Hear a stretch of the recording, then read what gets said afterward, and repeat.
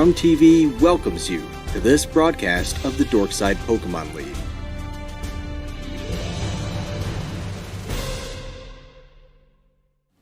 Hello, everybody. Good, we're good. It's all working. It's all nice and good. Hello, everybody. Welcome to week 3 in the DSPL. I am your host, your commissioner as well. I am Grum. It is good to have you. Good to see you. Hope everybody's doing good, living well, living strong. We've got a super Sunday stream for you. Apparently, there's another league doing stuff. I don't know, in Vegas. Whatever. I'm just realizing my glasses were very dirty. But everyone's doing good. Doing great. About the old football league? The football league, yeah. There's plenty of Pokemon leagues. Also, that voice you just heard, the sultry voice, by the way, was one Sandy J. Hello, Sandy. You're a color commentator of the DSPL. How you doing, bud? I'm doing all right. That's good. I like all right. All right is better than bad, you know? And bad is bad.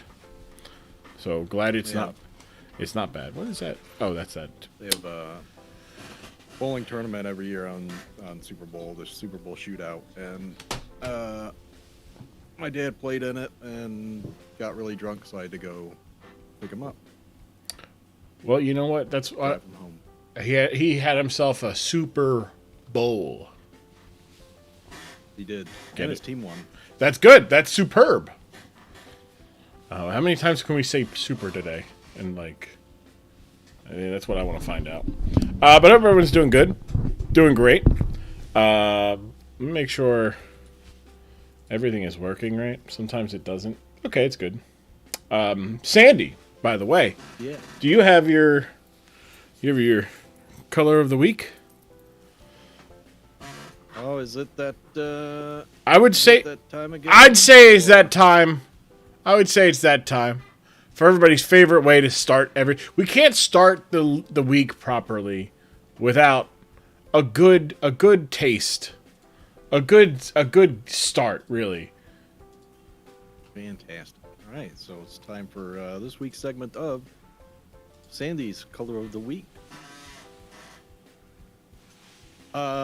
This is a fun one. Yes. This is a fun one. All right. All right, so week 3, hex code AD 8453. I like to call this sun-bleached burnt orange. Sun-bleached burnt orange. I like that. It's a nice color. Yeah, look at it. You look at it and it's not quite orange, but it's not quite brown. I have a fuzzy in my hair. Yeah, it reminded me of I was like, man, if it was burnt orange, but super faded, and I was like, oh, it was sun-bleached. I like the wording. See, what we're doing here at DSPL, Dork Side Pokemon League, is we're giving names to these colors that there's never a name for AD8453, right? That's just like a number code. It's a hex code. Feel like Sandy may be a little quiet. It may be because, let's see here. I think I have Sandy at 200, but I could see that, no, Sandy. I mean, I have my mic fairly close like I usually do. And I can move it a little bit more. Yeah, don't know what's going on there. Maybe, let's see here. We'll look at here. Let's see. I don't know. That is interesting. I know I just had to do a restart because audio was being weird, but I thought it was fine now. Sandy, talk for me again there, pal. This week, week 3, sun-bleached burnt orange is the color of the week. It's a fantastic color. Maybe it's just... Orin, it could just be Orin. I was going to say, that might be Orin. It might just be Orin. Because, you're voice check. You're coming in normal for me. You sound good for me. I love that. It sounds fine on mine on voice check. Huh. Yeah, no, nothing. Yeah, I got plenty here. Got plenty. Yeah, You're good. You're good on my end. Weird. All right. Well, yeah, AD8453, the sun-bleached burnt orange, which is a great adjective, sun-bleached. You say sun-bleached, you're like, oh, it's not quite washed out, right? It's not like worn or anything. It's just been in the sun a little too long, right? It's the color of a burnt orange car that's been in the sun for way too long, right? And that's how you know it's been driven a lot. Painted it didn't protect it very well. Right. They did a bad job. They didn't take care of it too much. They didn't put the cover over it. They didn't treat the paint right. All that stuff. All that nonsense. But hey, we're living good. I hope everybody's doing good. Doing great. Doing fantastic. We've got ourselves 6 games this week. 2 games postponed till next week. But this week we've got some incredible games, some incredible plays, some incredible performances. So we got it all this week. We got it all. I'm very excited for this week of games. Now, obviously, we are up against stiff competition from that other league, the NFL, which I guess stands for football or something. I get my hair cut this week, so I haven't bothered trimming up my beard or anything. I'm just getting so much hair in my mouth, mustache. Don't let it fool you, kids. But I hope everyone's doing good. So this stream, all that said, this stream might be a little bit shorter. I know that Johnner will be here a little bit later for the results of his game, and thus Harold Pesturd. We'll make sure we get some interviews with Harold Pesturd, especially since Harold Pesturd did not get to respond to the trash talk. Now, Sandy, you had left by that point, but did you hear the comments from one general manager Cornman last week? I did not go back and watch. Okay. So I'll sum it up for you. But general manager Cornman, after his own game, had a moment of frustration, let's say, right? We'll say it was frustration, and voiced an opinion that Harold Pesturd is bad for the league, right? That the Long Island Duckletts deserve better, right? They deserve a better GM, a better thing. Meanwhile, Cambridge is just as bad, right? They were talking about how the Long Island Duckletts were a playoff team last year. Completely ignoring the fact that Cambridge, also a playoff team last season, also performing very bad. In fact, just as bad, if not worse. Ignoring that Long Island was facing the toughest competition by strength of opponent. But went on an impassionate plea in favor of the Long Island Duckletts fans, telling them to join the Montana Marowaks bandwagon while they could. Yeah, Pat stinks. And ultimately, it was. I think the emotions were running wild, Sandy, because Cornman didn't understand that General Manager Johnner doesn't want anything to do with this league. He doesn't know. He was saying, bring back Johnner, get Johnner out of the owner's booth, and I'm like, Johnner doesn't own the team, right? No. He said he's drinking some bar in Long Island. He's having himself a tall boy, maybe a bacon, egg, and cheese. He doesn't care about any of this. He's fine. He's living life. Living like Larry. That's right. So my question is, if you are a staunch supporter last season of the Long Island Duckletts, how do you feel, right? How are you feeling about how the Long Island Duckletts have started this season? 0-2, 2 close losses. Let's see. Oh, so he did lose to Warren. Yes, he did. I voted for Warren.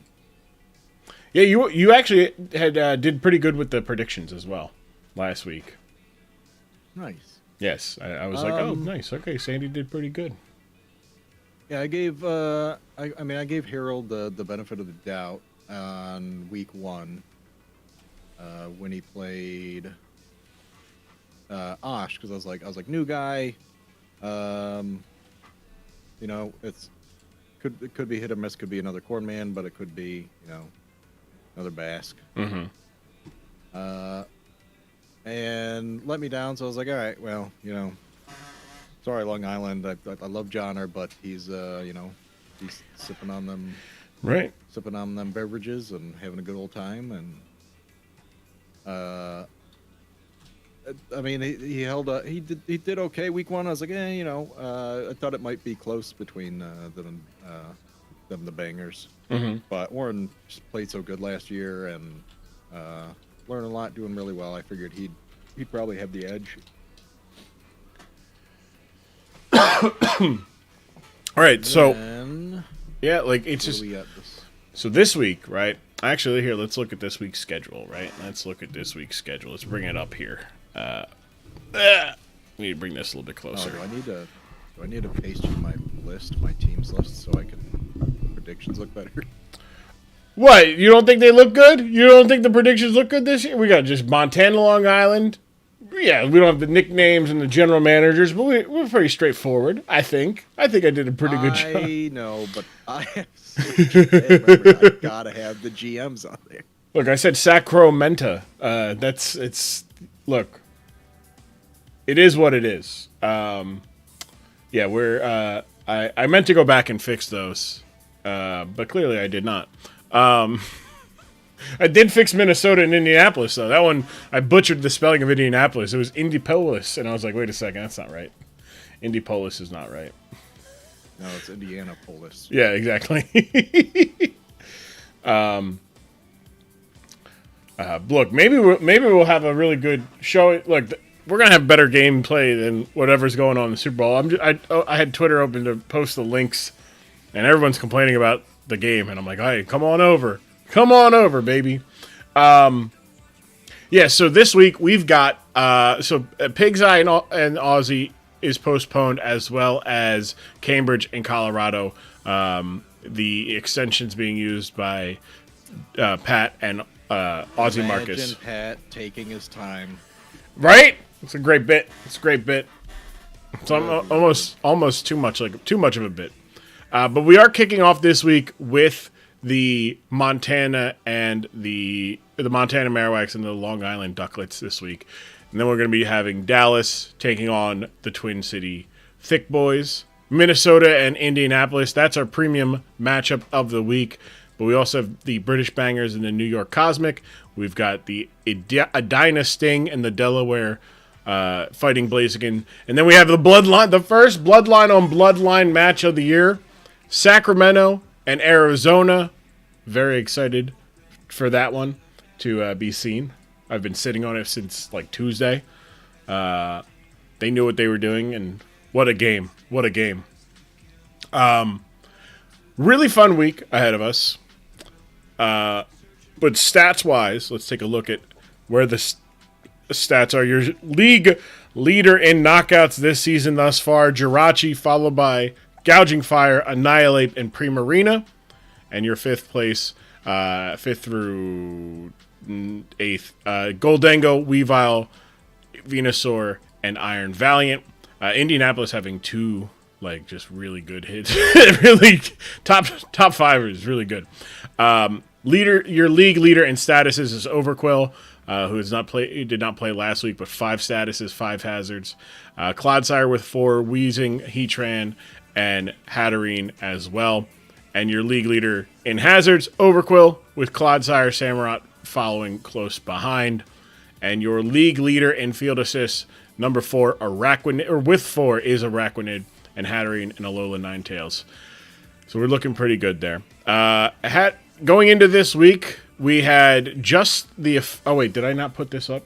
Oh, no, I did put this up. The only change that we have this week, roster-wise, is the Sandaconda and the Alolan Persian coming over for the Arizona Diamondbacks. And I believe we also got Terra Fairy from on to Bronzong. Or no, it's always been Terra Fairy.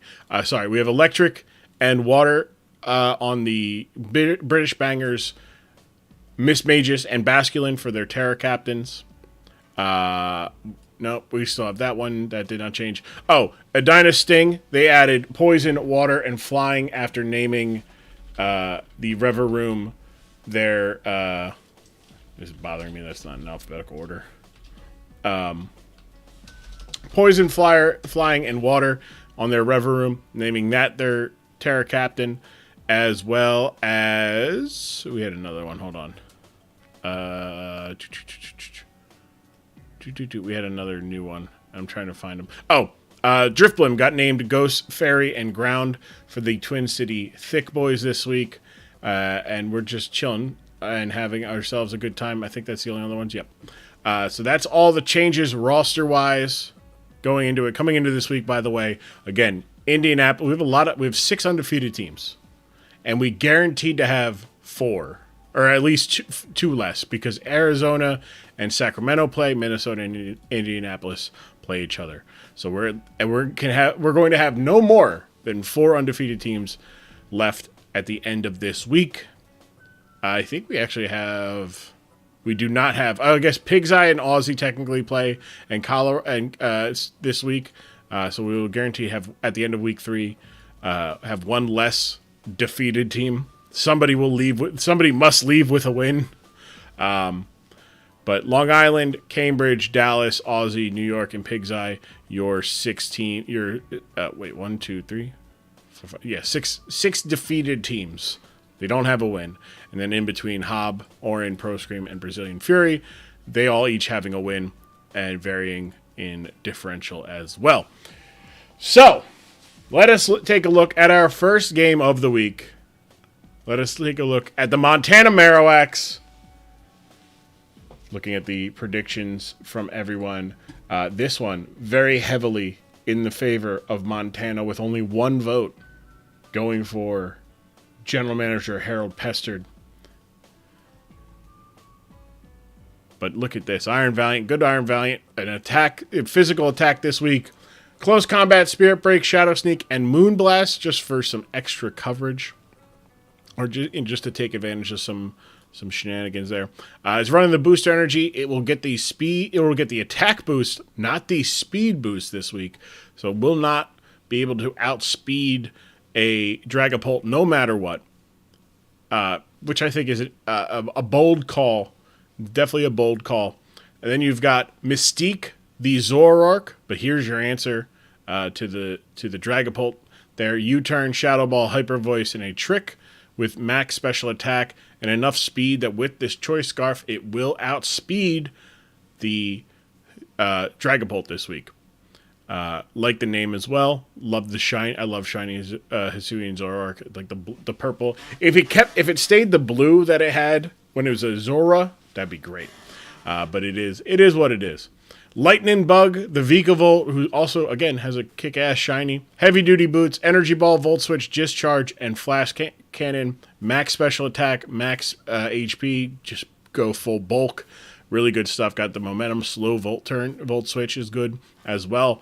Good coverage. Energy Ball for not the Quagsire. Why am I drawing a blank? I literally was just... It's not Quagsire. It's Terra Water Electivire. That's right. Oh, and Gastrodon. That's right. I was like, I knew it was a water ground one. The Hisuian Gudra. So 2 Hisuian Mons there. Leftovers with Earthquake, Dragon Tail, Heavy Slam, and Knockoff. Max attack, max HP with the Sap Sipper. Does a really good job of walling Superior this week. Superior can only really hit it with Dragon Pulse, and that is really good special defense with no investment, like 336. Very good, very strong. I would have liked to see just bulk up and having the leftovers just run the Assault Vest here. But a lot of good damage output here. It is slow though. That is a little bit sad. The Terra Captain, or the other Terra Captain, I should say, because Lightning Bug can Terra Steel this week. Colossal with the Terra Water Flash Fire should do a good job of walling the Heatran, Earthquake, Stealth Rock, Stone Edge, and Rapid Spin. We got physical, just defense here. Although I feel like if you're going to go for the water to try to, like, I feel like this is a good wall of Heatran. Invest in special defense because Heatran does do that. You got a pretty good defense, maybe a little bit. But either way, good stuff there. Max HP, near max HP is good stuff. Stone Edge and Rapid Spin and Earthquake, you'll be good to go. And then, making the debut for the Montana Marowaks, the Haunch Crow. Name is Ed Reed. Love the name. Choice Scarf with Night Slash, Brave Bird, U-Turn, and Sucker Punch. Max attack and near max speed with an adamant nature. I don't think that gets it to the Dragapult in terms of speed, but it gets it everything else. That's what Sucker Punch is for. Moxie boost as well, so you're just gonna be going real fast, doing a lot of damage. Brave Bird hits like a truck. Night Slash hits like a SUV, but Sucker Punch very good in case the Dragapult is still out there. But Sandy, what is of these 6 from Montana? Anything standing out to you? Sonorock's Rapid Spin. I think Overquill is the lead play, and then I would play this to be like, yeah, set some traps. It's a good call. It's a good call. Dare you. Yeah. Go ahead. I'll just keep spinning them away. But no heavy duty boots this week, which is interesting. Last 2 weeks I have had the heavy duty boots. So maybe we're seeing Colossal be more of a just in case it gets out of control. But I think it's just, if you ever see Overquill, you pull it out, and as long as that's in front, I mean, you don't need the heavy duty boots because nothing's getting shot out. Right. True. That is very true. So I'm liking this team. I like this 6. I really like the Iron Valiant not having speed boost is against the Dragapult. Yeah, because Dragapult does have moves to deal with this. Psychic Fangs. It can just hit. Shadow Ball just nukes it. So good to go there.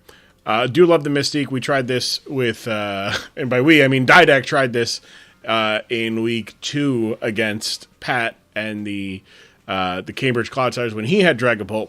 And hey, Hillary! Oh yeah, coming in with the raid. Hello, everybody. How are we doing? Hello, friend. How are you doing? Toasted. Too sweet me. Thank you for the follow. I appreciate that. Nova Clover. Hello. How are we doing? You know what? Hillary raid. I bring friends. You bring friends? Well, there's you bring friends. I say welcome, friends. Welcome.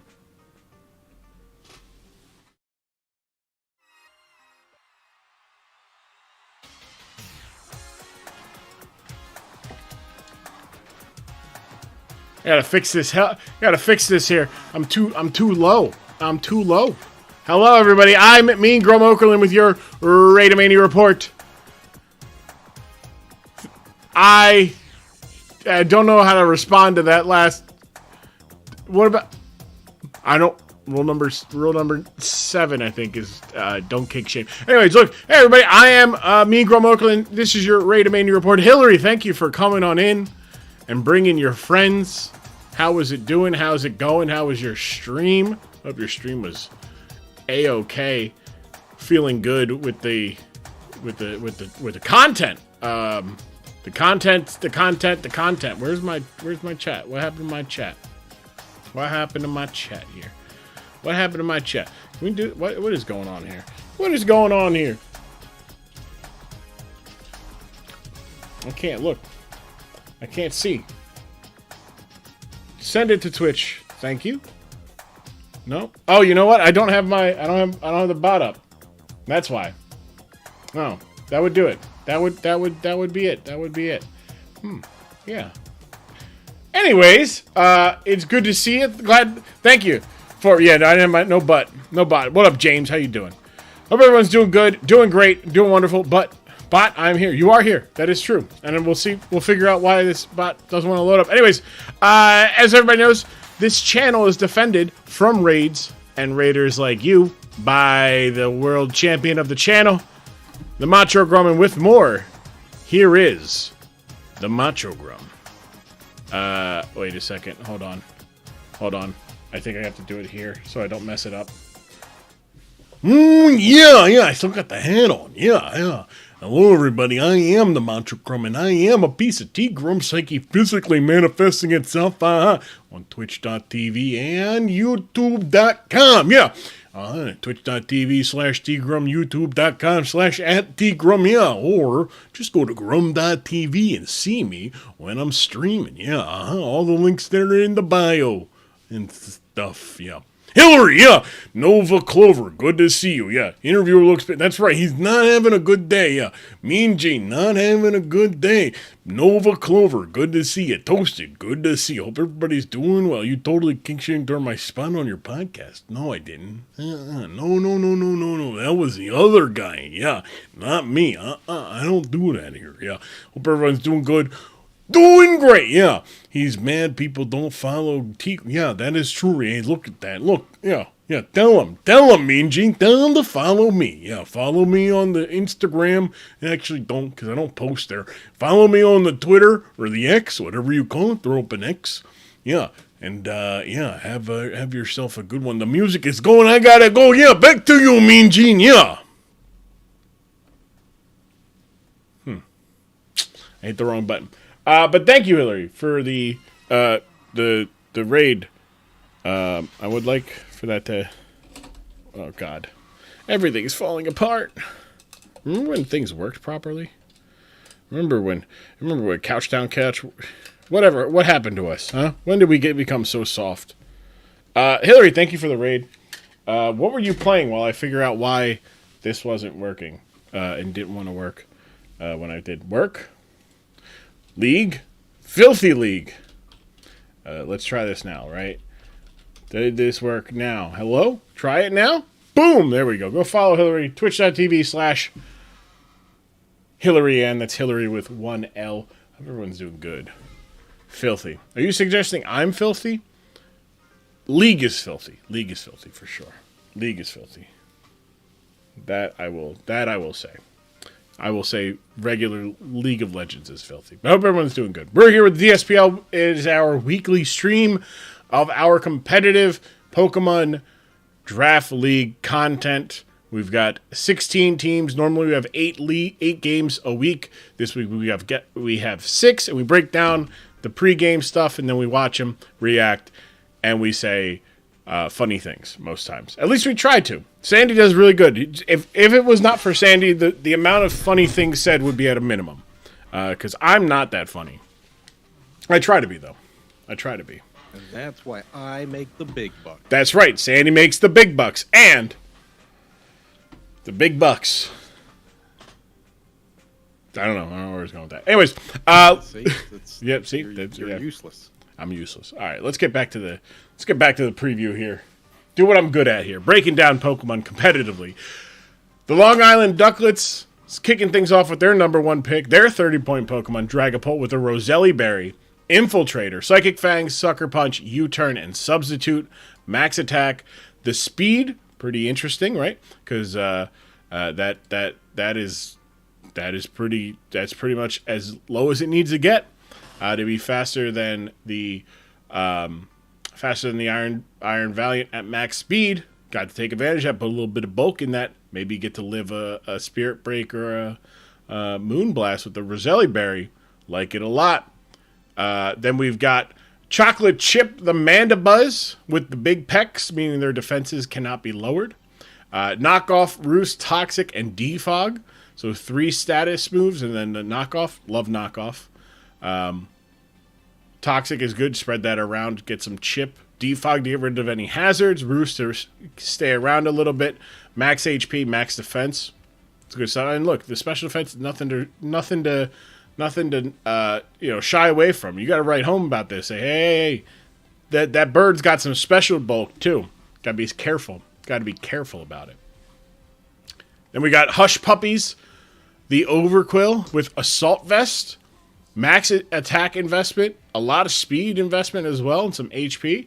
Crunch, Liquidation, Poison Jab, and Aqua Jet. I love the Assault Vest Intimidates combo here because it's special defense, not great, right? But you get the assault vest that bumps it up, and the intimidate bumps down your opponent's attack. So it's like hey, I'm coming in, I'm gonna get bulky here, but no spikes, Sandy. Where's my spikes? No spikes this week. Just priority stabs. Yeah, see, this is the chess game of like, all right, you expect this is the lead. I'm gonna throw some tramps. Mm-hmm. So you're gonna bring this thing to block it on the first go. So I know you're gonna do that. So now I don't lead it. It's like, how many? I know what you know, but you know what I know, and yeah, how many of them? You think I thought you thought. I think. Following that is Red Velvet, the Heatran with choice specs. So we've got max special attack, but a timid nature here. Get 266 there, which I believe is a good number for... I had the commissioner sheet so I could look at everything up, and I closed the tab because I'm a schmuck. So give me a second here. Because I know that number is important. Off the top of my head, I couldn't tell you why. I will tell you in a second here. 266 is the max speed for a Honchkrow. So it'll outspeed a Honchkrow. It can never catch up with the Suicune, so it outspeeds max speed Honchkrow, but the Honchkrow has that choice scarf, so it's faster. But good bet gets from there. Lava Plume, Power Gem, Earth Power, Flash Cannon, great coverage here. It's got something for everything. And it's going to do a lot of damage. Flame Body to punish any physical contact moves, like a close combat from Iron Valiant. So that is something to keep in mind. Cream Puff, the Clefable, coming up next here. Leftovers unaware, so it'll ignore any stat changes when doing or taking damage. Moonblast, Stealth Rock, Grass Knot, Knockoff, max special defense with a max HP. So this is the special wall this week for the Long Island Duckletts. And making their debut is Cornbread the Electivire with Life Orb, the Terra Water, and Motor Drive. Supercell Slam, Trailblaze, Knockoff, and Earthquake, max attack. 263 speed, which I find interesting, because we just talked about 266 gets it faster than the Honchkrow. Cornbread won't be faster unless it gets a Motor Drive, gets a Motor Drive boost. Which will be nice because there is, on the other side of the field there, Vikavolt switches in, does a pretty good job against it. But other than the Hush Puppies not having spikes, anything standing out to you, Sandy? I love the name Cornbread, but he went with the K, like the band. Yes. So it's weird. Not Electivire. Get it. Not Electivire. He came last week? Are we sure? I don't think it did. Where are we at here? No. Oh, it did. That's right. It died quickly. That's why. I remember. You're right. Thank you, Kyun. Thank you. I appreciate that. It's not his debut, but it might as well been. All right, might as well been because it's here, and I don't remember it from last week. But I didn't see it. Right, I didn't watch it. Exactly, So it's all right. It's a debut to Sandy. Right there we. Thank you. But yeah, Cornbread with the K as in the band. I don't know what they're doing over there in Long Island. I mean, I don't mind Corn like the band, but like now that makes me think like the bread is from the band, and I don't know if I don't know what kind of bread that would take. Like, I don't think they make good bread. I mean, not to judge. I think it would be like really stale and hard because, like, metal. Yeah. It's very, very hard, very stale. I mean, with Pesturd at the helm, what is anything on that team going to do? Wow. See, man, everyone's like, we've seen some bad general managers in this league, and Harold Pesturd is not. I mean, maybe it's not quite as good as general manager Johnner, but come on, I have not yet dogged on Harold. Thank you, Warren. Thank you. There are plenty of bad GMs. Yeah, like Diabio says, there's plenty of them. Like Pat, like, oh wow, that's he hitting him while he's down. He's not even there. He's flying. I think he flies back tomorrow. Actually, Johnner is 10,000 times the general manager that pissed. Wow, my lawsuit prevents me. Yeah, Oren has got a gag order because he's just like, look, my lawyers keep telling me not to publicly disparage my lawyer opponent. Please say my name when you're talking about me. Sinks in his chair, trying not to be perceived. Poor.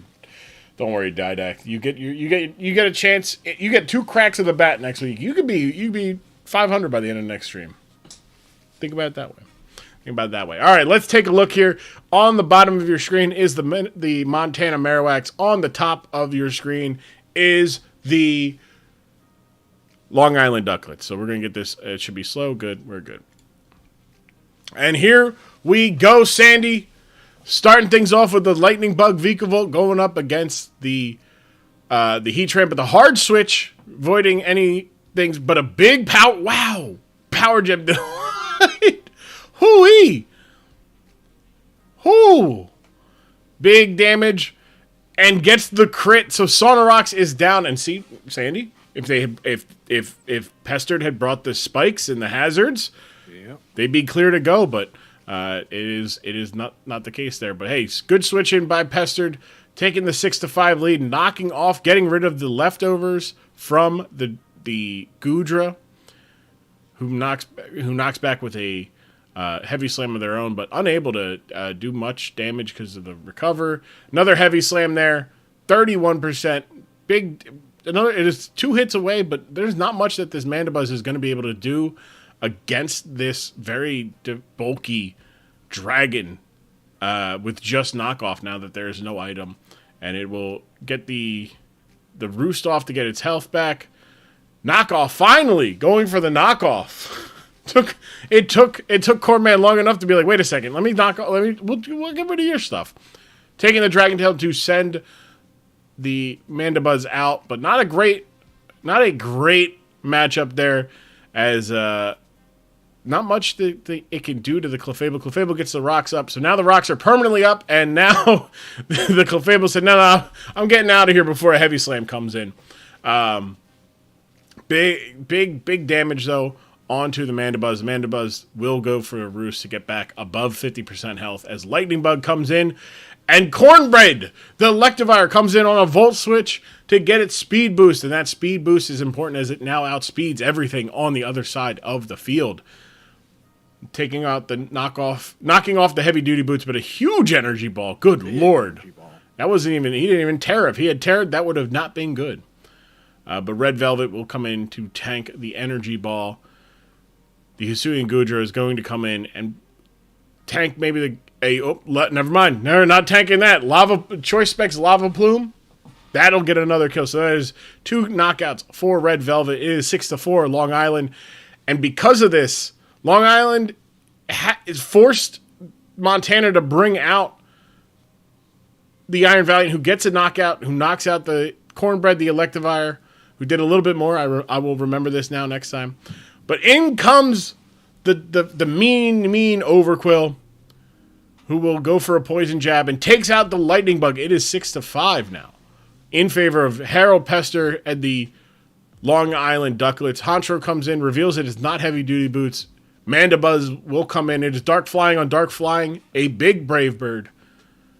And they should be able. Yep, I was gonna say should be able to get the knockout there to bring it to 4-3. As Ed Reed, the Haunch Crow, goes to about 50% health, will do a huge chunk to the Overquill, but Overquill counters back, and that is its second knockout of the game. It is 4-2. Iron Valiant comes in. Wait a second. We've seen the Iron Valiant before. That's not Iron Valiant. That's the Hisuian Zoroark, who does not get the kill. That is the Assault Vest coming in huge. And Mystique will be able to take out the Overquill. Overquill, tremendous value this week. 2 knockouts chipped away at the Mystique. Forced out the Iron Valiant. Shadow Ball gets a big crit, but Heatran able to live it and take it out. And it is 1-on-3 and no speed boost. Big close combat, though, will take it out, make it a 2-1 lead in favor of Long Island. This match is not over yet. Mason Too Sweet Me, thank you for the follow there. Psychic Fangs, though, will hit and will knock out a -1 Iron Valiant. And with that, the Long Island Duckletts get the victory. Boo. You can boo him. You can boo Harold Pesturd all you want. You can say Harold Pesturd stinks. You can say Harold Pesturd is bad for the league. But do you know what's really bad for the league? Is when general managers talk, and they can't walk. That's what I say. No. They can't mirror walk. That's why you get paid the big bucks, Sandy. Sandy, what were you taking away from this game? Honestly, Corn messed up. Did he poke the bear? That's part of my team, and I think he did a whoopsie. Big whoopsie. I'd say that's a big whoopsie. Talking all the trash that they did, that Corn did last. I want a refund of my ticket. There's no refunds. We don't do refunds here. You bought your ticket. You weren't promised the result you wanted. You were promised a great game, and that it was. Corn having to bring in the Iron Valiant early really kind of hurts. Also, not going for speed investment. In terms of just giving up on the speed war. I didn't understand that much, but yeah. Just overall, I like the Honchcrow play, but he's gonna have to bounce back. Still 2-1. Montana is still 2-1. They get New York next week, so they stay in New York. They go from Long Island to Manhattan, and we'll face the Cosmics next week. Long Island Duckletts, 3 knockouts for Heatran, 2 knockouts for Overquill, and they're going to take on the Edina Sting next week at home. Hopefully trying to go to 500, go 2-2 against Edina Sting, who we will see later in action, as well as New York for Montana side. But yeah, great game. Harold with us. We do. Yeah, come on. You know what? General Manager Cornman obviously ducking the smoke. Some would say, saying, I don't want to confront what happened last week. General Manager Harold Pesturd. Hello. The booze. Let's ignore the people. General Manager Harold Pesturd. Congrats on your first ever win in the DSPL. How does it feel? Thank you so much. Oh, it feels fabulous, especially after all the words that were said to me. They were very harsh words. Very harsh. You're very mean critics, some would say. Yeah, but I've heard meaner things from car dealership people. Wow, that's pretty good. Look, that hits them where it hurts. If used car salesmen are talking meaner than them, but look, great game, fantastic prep on your part. Thank you.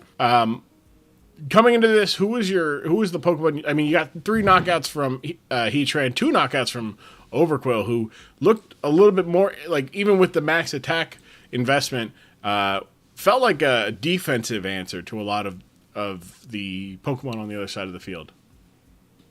Mr. Cornman's words are a lot tougher than his. Well, no, I reverse. His team's a lot tougher than his words. So I just wanted to make sure that I can at least take 1 hit, get some damage, and then use the Aqua Jet to revenge. Yeah, great. The late game against the Hisuian Zoroark, living there so you can get double chip on that. Really good stuff. Did you? Sandy had brought up that he thought you would get more of a hazard setting, and we saw in week 1 the impact that those hazards can really have for your team. Why did you opt for this set of a Overquill instead of a hazard stacking Overquill? Well, I didn't really feel safe just sitting in front of most of those Pokemons and just trying to get some spikes and stuff. I figured this just wasn't the week, especially with it was the Goodra was really my main factor of just I don't want to sit there and let that thing do whatever it wants while I try to just get some few spikes. That's fair. That is fair. Sandy, hopefully I didn't steal your question. But do you have a question for Harold Pesturd, general manager of the Long Island Duckletts. Yeah, I've been playing a decent amount of Palworld lately. You play any good games? Well, I don't really play video games to, just for fun. I've been playing, I thought I made this in my statement, last week. I was wrong. Palworld apparently isn't a training simulator for Pokemon. Whoopsies. We reverted, me and my assistant, Muffins. We went to, using the cards. What do you mean cards? The Pokemon cards. Okay. Oh, Okay. All right. I Yeah. didn't realize Like- anyone knew how to actually play the cards. Right, yeah. I just thought people like open up and just be like, "Oh, hey guys, look at the Roaring Moon I have," right? Like, "Oh, whoa, that's really cool," or like, "Oh, hey, look at my Iron Moth." I don't know if I have any of them on. I only have 30 cards, and I don't think I have any Pokemon that you have, so I can't help you there. But I do have some that your opponents would have, Mr. Harold Pesturd, if you need them. Do you have a Mian Xiao? Oh, next week's opponent? Well, yeah, next week's opponent. I don't think so. I don't think I do. Oh, yeah, no. We have some cards here, and Muffins usually goes and gets more. Yeah, your opponent next week is the Dinah Sting, who I do not have. I thought I did. Oh, yeah, I do. I have an Iron Jugulus. I can prepare you for that. If you need that, let me know. Let me know, and I'll throw that. Muffins! Do we have Iron Jugulus? Oh, he's taking a poop right now. That's a lot of information. But yeah, look, okay. So before I ask you about your next week's opponent, the general reception to your performance early in the season has been less than stellar, definitely negative. Yeah. What do you say to your detractors and critics after your win this week? I say, shame on you for using bad words. I know this is typically a children's game, but we're adults here. We should be acting like adults, yeah? I would agree. Next week you take on the Dinah Sting. Have you done any prep ahead for your week 4 matchup against Pro Scream and his squad? Not yet, no. Later tonight when it gets dark, we're going to go ahead to the card shop and get some cards to, prep for it. Okay. All right. Well then, congrats, General Manager Harold Pesturd, on your first win, and we hope for many more. Oh my goodness! Thank you so much. Toodaloo. Muffins, get the mask. Oh, that makes sense. It was, I like to. You know what, Sandy? I like a nice, conscious general manager. Putting on a mask, being mindful that there are, immunocompromised people out there, so you don't want to spread. I like to see that. Yeah, safety first. Now let me do this so I can need that, and I need this so I can save that later. Let's take a look at our next matchup featuring the Dallas Dusclops and the Twin City Thick Boys. Now let me do that so that we're looking at the right squad. There we go. The Dallas Dusclops starting us off. General Manager Roby and his team. We've got a Cerule Edge with heavy duty boots, weak armor, bulk up, shadow sneak, close combat, max attack, max speed this week. So full on. I like that. Hit fast, go hard. Love the moves.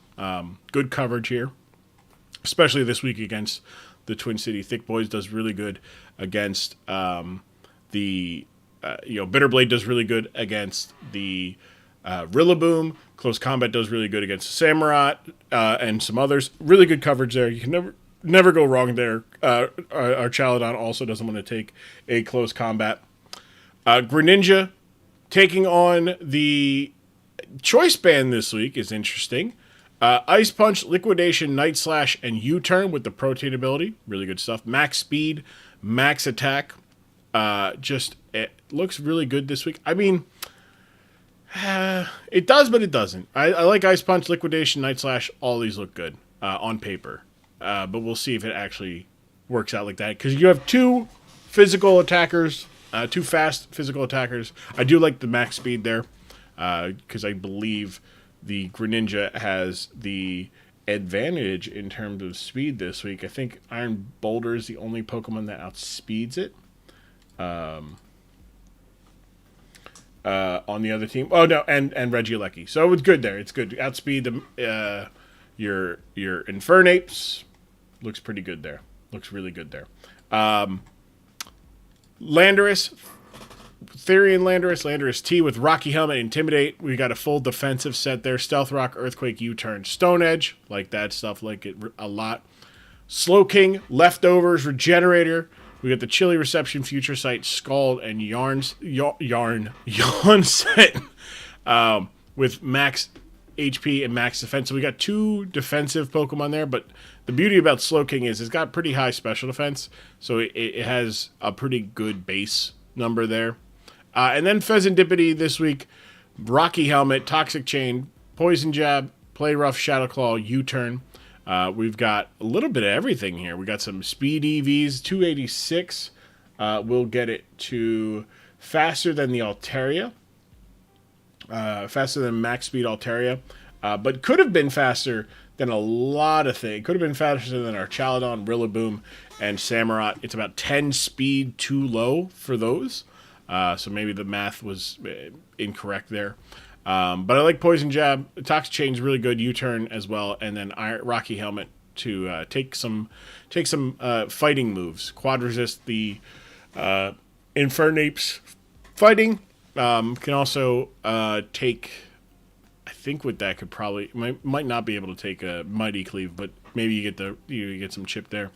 And then Terra Flying Jolteon with Substitute, Calm Mind, Thunderbolt, and Terra Blast. Good coverage this week, actually. Electric does really good against this team. The only Pokemon who resist it, there's actually no resist, sorry. But if Drifloom tears into a ground type, then your Jolteon has a Terra Blast and can be immune to that. So it's a good little back and forth, kind of like what Sandy was saying about, I think you know, I know you know, you think, I think type stuff. Like a little chess game there. I like that. Sandy, speaking of, had to step out for a little bit. But we'll be back. Like this set. I like this set a lot. This Jolteon set might be my favorite of this matchup. I thought it was interesting. 371, I believe, gets it faster than the Infernape. But unfortunately, like the Iron Boulder could run, if there's an Iron Boulder, could run, boost energy speed. So it kind of, maybe bring it down a little bit more, or even just go into invest into your special attack more. But I like this a lot. I like this set a lot. Maybe less bulk into Jolteon and more attack. But 300 special attack, that's nothing to not be enjoying about a Pokemon. I like this set. Let's take a look at the Twin City Thick Boys, leading it off with the Hisuian Samurott with Focus Sash, Ceaseless Edge, Razor Shell, Aqua Jet, and Sacred Sword. I like that a lot. It can tank a Jolteon hit. It can tank some stuff with the Focus Sash. And then, hopefully, lands a Ceaseless Edge and then goes for an Aqua Jet to get two hits, go 2 for 2. But just get that spike up and punish the lack of solid removal from the Dallas, who only have Altaria as an option there. Big Kyle the Rillaboom, Expert Belt this week. U-Turn, Knockoff, Woodhammer, and Grassy Glide with the Grassy Surge. Means Grassy Glide gets boosted and becomes a +1 move. Max attack, max speed, but not a jolly max speed, but an adamant max speed. So it will be faster. The Pheasantipity will be faster than the Rillaboom. Bridgemon, the Archaladon with Assault Vest, Body Press, Draco, Meteor, Flash Cannon, and Dark Pulse. I like that a lot. It can kind of do a good job against the Slowbro. Yeah. Flash Cannon is also great. Sorry. Flash Cannon is also great for the Pheasantipity. Draco's just really good coverage move, and then Body Press for when it needs to hit something hard. Look, 296 is more than its regular attack, right? Then there's Iron Sweeper, also with the stamina, ability. Gets it a +1 every time it gets hit by something. Iron Sweeper, the Iron Boulder, max speed, max attack with the booster energy. So we'll be able to take out some Pokemon very quickly, very, very fastly. Then there is Swords Dance, Mighty Cleave, Close Combat, and Earthquake is great coverage. Terrence, the Toxapeck, like this. Baneful Bunker, Toxic, Surf, and Recover. I feel like Surf's good, but the Greninja can kind of just sit on this a little bit. But unfortunately, Greninja doesn't have much to counter it. Slowking could have with a Future Sight or a Psychic Shock. Although defense is pretty good here, maybe just a regular old Psychic.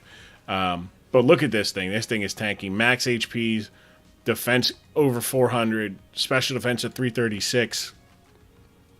Good stuff. And then Tropius 2.0, the Drifblim with the Grassy Seed. Unburdened, by the way. Ground, Terra Blast, Strength Sap, Will-O-Wisp, and Hex. Max HP, max defense. So a lot of bulk here. Big bulk here after last week. Following it up. The Grassy Seed with the combo of the Rillaboom's Grassy Surge, bringing the terrain out. Grassy Seed will give it a +1 to his defense. So that defense got even higher. That's going to be a 306 right up the first time it comes in with the grassy terrain. So that is the Twin City Thick Boys. This matchup a little bit more even than the last one, but the community backing the Twin City Thick Boys. So we'll see here as we go and look at our... Oh, I don't need sound. Hold on. All right. It's also slow, right? Yes, okay. All right, so now here is our second battle of week 3. On the bottom of your screen is the Dallas Duckletts. On the top is the Twin City Thick Boys. Leading it off with the Water Dark Starters. Big U-turn. Big U-turn. Bringing it down to 89%. As we'll switch out to Jolteon as the Sacred Sword does land. Hits Jolteon for 50% of its health, but we'll get back over 50 with the leftovers. But big Thunderbolt from Jolteon will take out the Samurott on turn 2. But Jolteon not looking too hot, not too much speed, and not too much living. Not too much living at the moment. But Landorus is going to be able to come in, intimidate, take a Grassy Glide for 19, and do a little bit of chip with the Rocky Helmet there. But unlike the Rillaboom, Landorus won't get that beautiful, beautiful recovery passively. But neither will the Tropius, who is going to Will-O-Wisp the Landorus to cut its physical attacks in half. Like that U-turn that did 1%. To a +1 defense Tropius. The Tropius getting out of there, though, saying, no, we're good. We don't want to deal with this. As Terrence, the Toxapeck is going to take a quarter of its health, but the leftovers plus the grassy terrain is going to give it plenty of passive recovery. As Slowking comes out and will also enjoy the leftovers grassy terrain combo. So a lot of bulk here, but the Toxic is going to be huge.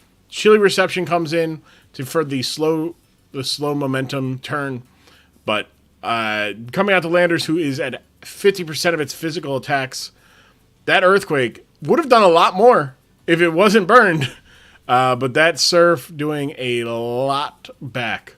And Landorus not looking too hot here, but we'll go for a U-turn to chip as well against Terrence as it goes for a Surf that almost takes out the Jolteon, but Jolteon's able to hang on and will be able to live another one as the Rillaboom comes out, brings up the Grassy Surge, and will take a Thunderbolt for about 28%, bringing it about half, but paralyzes it, which is very important.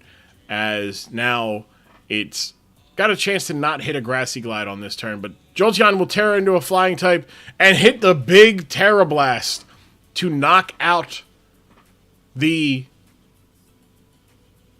Rillaboom. Sorry.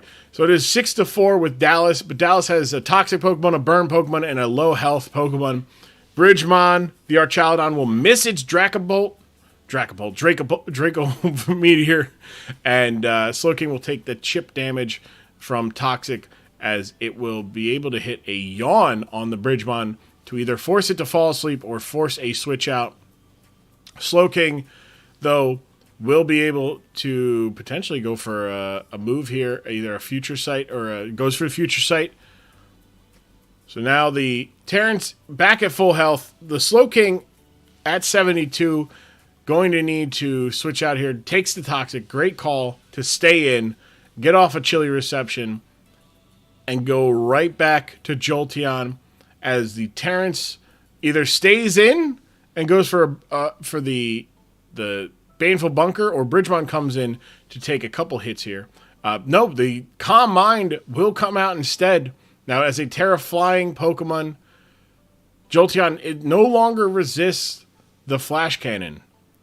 So there is nothing. The Draco Meteor misses, though, and that will be good for Jolteon, as Jolteon is going to be able to get back some health here as the snow continues to fall. Goes for another Calm Mind. Big, just unable to resist that, though. The substitute does break to the Flash Cannon from Archaludon, who takes a third of its health to the Thunderbolt. And the Jolteon hangs on with 17% health and is going to be in a spot maybe to live this. Nope, not going to live that Draco. Nope. Unfortunate. Didn't get greedy. Could have taken the damage there and gotten a significant damage. Maybe gets a high roll to get a kill or a crit. But now Tropius will come in, take 25% damage due to rocks, but Landorus's Earthquake means nothing to it, as Landorus is going to swap out into Fezandipity, who Hex does about 15%, so it's not a lot here. But the Terra Ground will come out for Tropius. This takes a Shadow Claw with ease and hits back Fezandipity with a burn, cutting its physical attacks in half. So there's a U-turn doing minimum damage, but the Toxic Chain will proc, and Fezandipity will be able to take a little bit of health away, even as it no longer stays in the game on the field. Slowking comes out. As Terrence comes out, the answer for the Slowking, the Scald, hoping for a burn, no burn to negate the leftovers. And now Terrence can just kind of sit here and click Surf against thing. The Greninja's pretty low.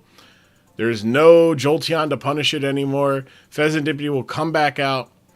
Is immune, by the way, to the leftover, or to the moves, but Play Rough resisted. The Toxic is what I meant. But Surf doing a little bit, plus the lack of passive recovery from Fezandipity with the Rocky Helmet instead of leftovers, or even a Roost to recover, to stall out this Toxapex. Why is everyone playing stall? This isn't even stalled. It's a patient game.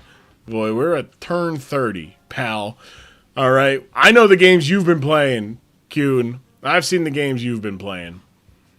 700 turn games. Get out of here. 30 turns. 30 turns is a lot. But we're not even encroaching the record. The record's like 57, 58, I think, from Orin last season.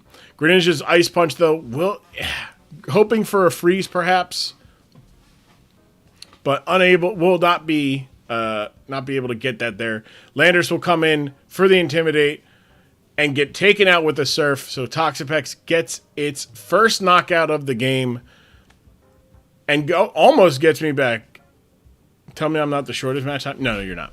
You're not. I think we had like a 10 turn game last season. My brain is broken because it did coincide with my first semester back. But yes, the Toxapex getting scared out there. The Future Sight will come in, as Slowking is going to be getting around back to the full health, but the Toxic, not great. Hex doing super damage because the Slowking is down below. The Toxic Pheasantipity will be able to get the knockout here. As Slowking, I think there's a mistake in the bookkeeping as well. I think the bookkeeping gave that credit to Slowking. We'll correct that as in post on the sheet. We'll fix that.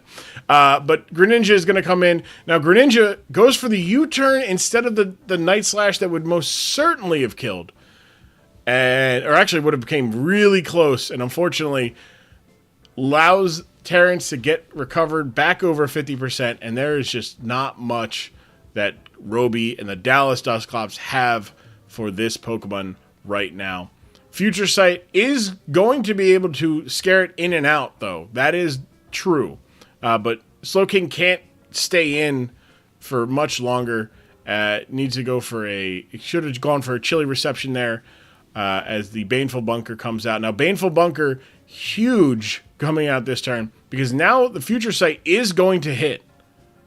The Future Sight will hit and do massive damage. So if there was a chilly reception last turn into Pheasantipity who could hit, the U-turn's not going to do much. That's Slowking coming back out. Slowking's going to the recovery, and we're right back into the spot we were a couple turns ago. Unfortunately, Slowking, the Future Sight will do a lot of damage though.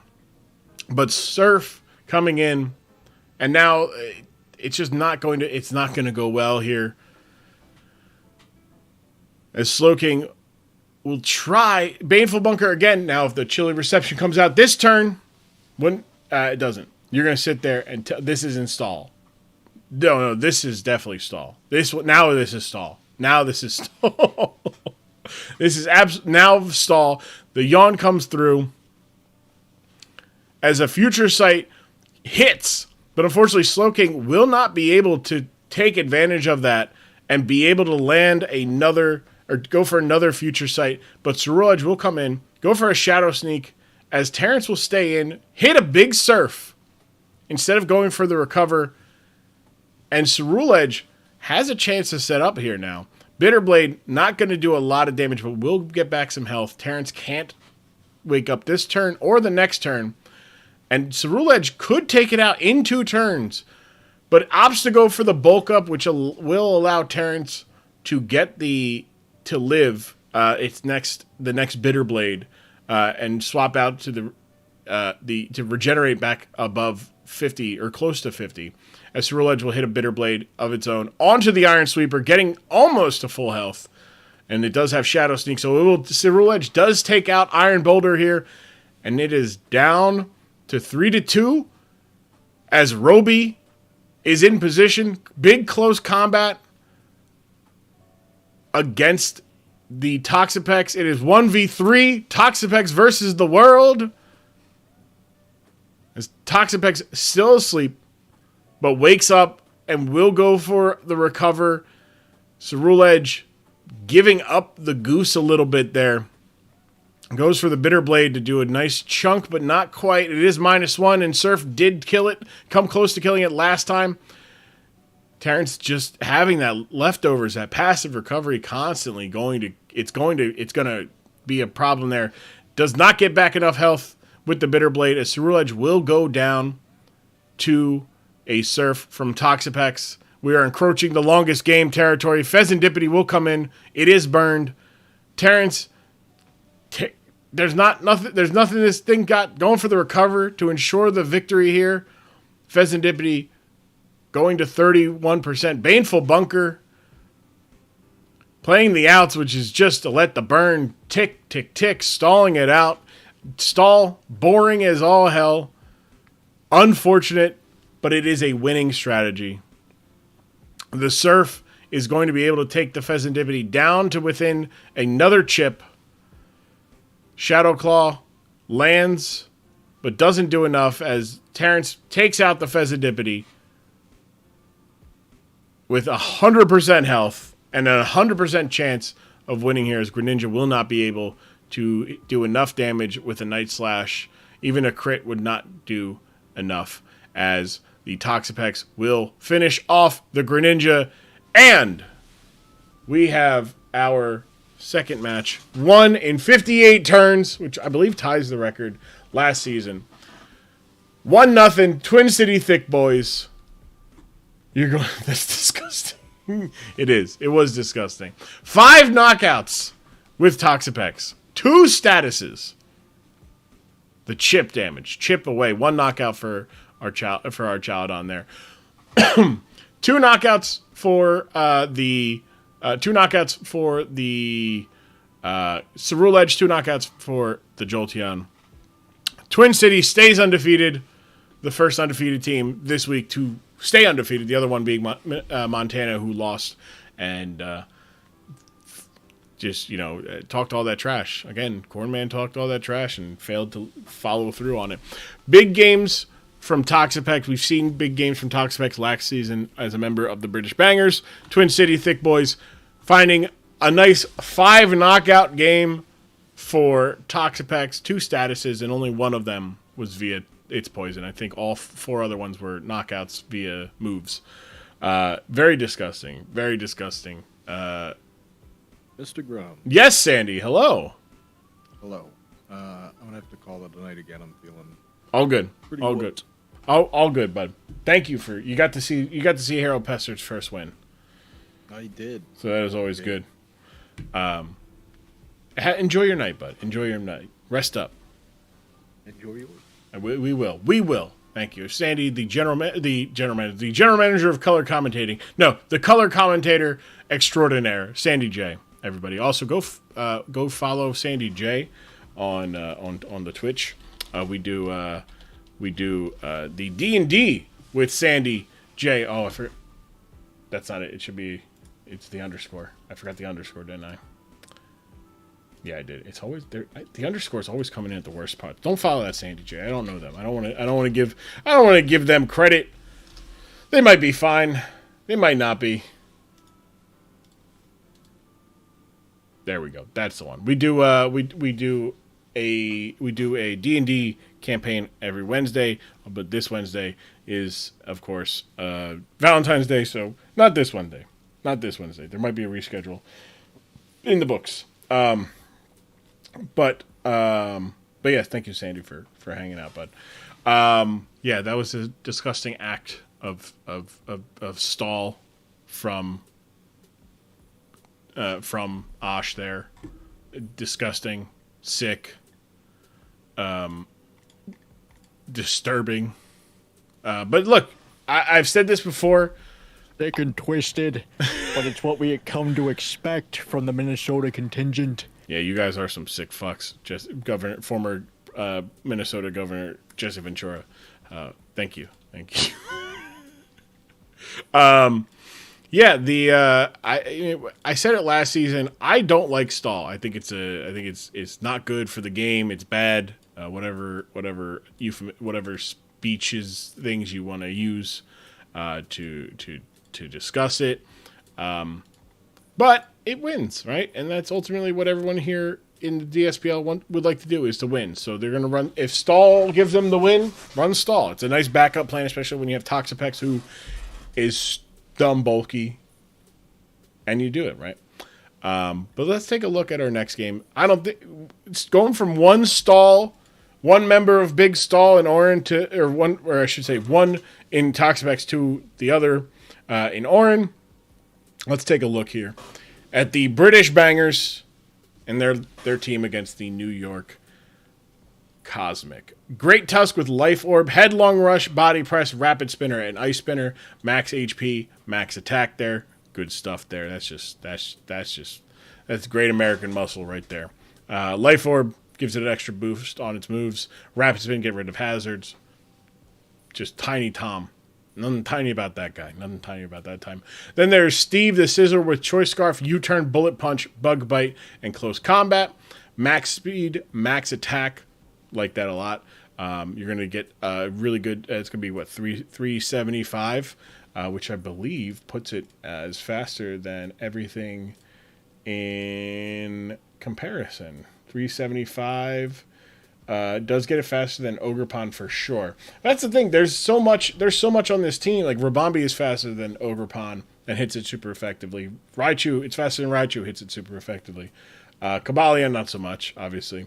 But going for the choice specs or choice scarf on Scizor when you can just run Bullet Punch. But Bug Bite, I like it's got Technician, so it gets a boost here. That's a 30%. That becomes a 90 base power move. That's a 60 base power with priority. U-turn does not get the Technician boost, but still pretty good. Close combat as well. Good boosting there. Then there's Hat, the Galarian Slowking. So we went from one Slowking to the other. Toxic, Surf, Flamethrower, and Sludge Wave. It's like the Toxapex and the Slowking got it together. Max HP, max special attack this week, which again, we talked about it when, with Roby's Slowking, he had max defense. It's a high special defense. 257 is not bad, especially when you are resisting a lot of different types. But Surf, Flamethrower, Sludge Wave, good coverage with Surf, I should say, and good stabs with Sludge Wave and Flamethrower as well as coverage. Jesus. I was like, oh yeah, Surf and Sludge Wave. It's a poison psychic type. I'm an idiot. Then there's Scrotum the Rotom. Beat Red. What are you doing to your Scrotum, Orin? What are you doing to your Scrotum? Assault Vest with Hydro Pump, Thunderbolt, Discharge, and Volt Switch. So 3 electric moves against a team that has an Iron Treads is very, very, very interesting. It's a very interesting move.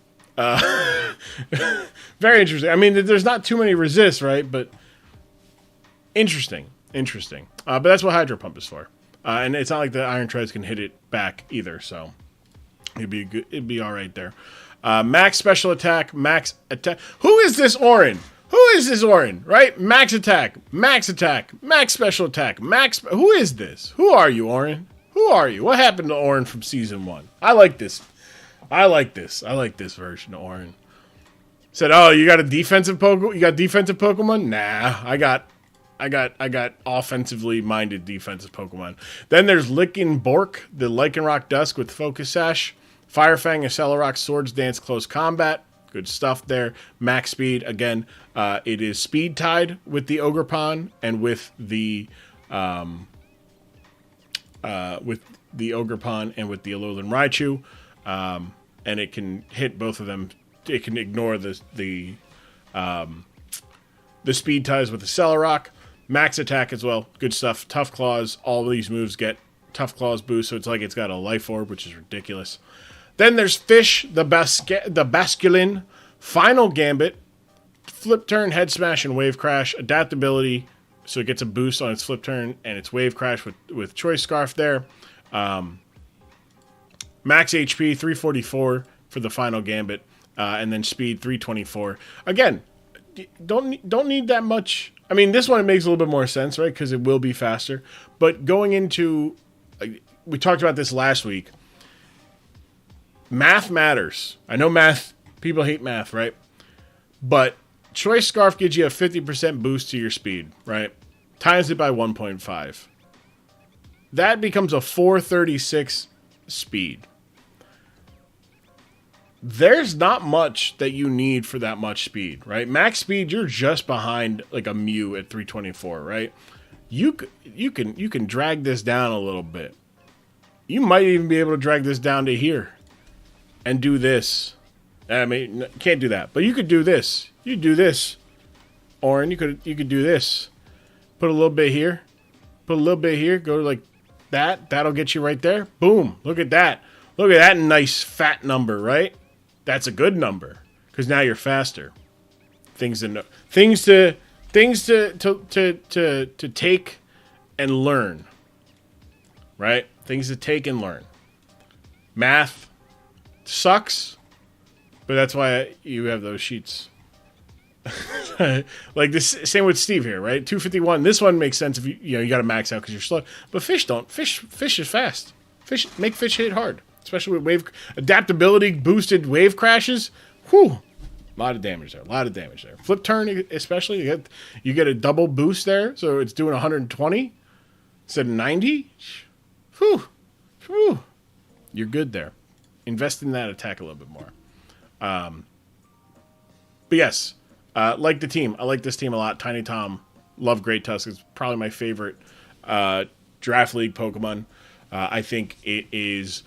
I don't think it's as good in terms of like Dragapult and Iron Valiant, right? Where those two Pokemon are like the perfect draft league Pokemon in the sense that they are fast, they can hit hard on either side of the wall, and can support if you want to. Great Tusk just hits hard, tanks hits, gets rid of hazards, but it falls short in the special area, right? So it does what it makes up for. Like if it could tank some of it, if it could tank this or hit hard there, I like my final. Oh no, I like Final Gambit too. I'm not talking about Final Gambit, or I like Final Gambit. It does equal to the user's HP. 344 points of damage is good. When we look at this, we're going to see a lot of Pokemon that they could kill in one shot. What I'm saying is, in the meantime, you could run, which, by the way, if you want to keep your health on when you go for the kills, run Rockhead. Because then you don't take recoil damage from these two moves. Just saying. What I was saying was, this doesn't need to be this high. This doesn't need to be this high, right? Because you're doing this in effort to be faster than his fastest Pokemon. Because if they run Choice Scarf, they're going to be faster than you no matter what, right? So run this down a little bit, and then you do some more damage to your other moves. But I like Final Gambit. I do like Final Gambit. So let's take a look at New York. And there is no HP investment here in the Umbreon. This is the team that I was sent. No investment. Not great. Not great. The Final Gambit kills the Umbreon. Foul Play, Toxic Taunt, and Dark Pulse. I like that. I like that a lot with a Rocky helmet. Tank that chip. I think Dark was not bad against you this week. I mean, yeah, it's got you got some resist, but you also have some weak points, which are pretty good to go after. No investment is not great. He must have otherwise, because the game would have started. He must have otherwise this game wouldn't have. Yeah, I guess, yeah. He had to have, right? I'll have to DM. I'll have to DM. I'll DM him. I gotta DM him on this one.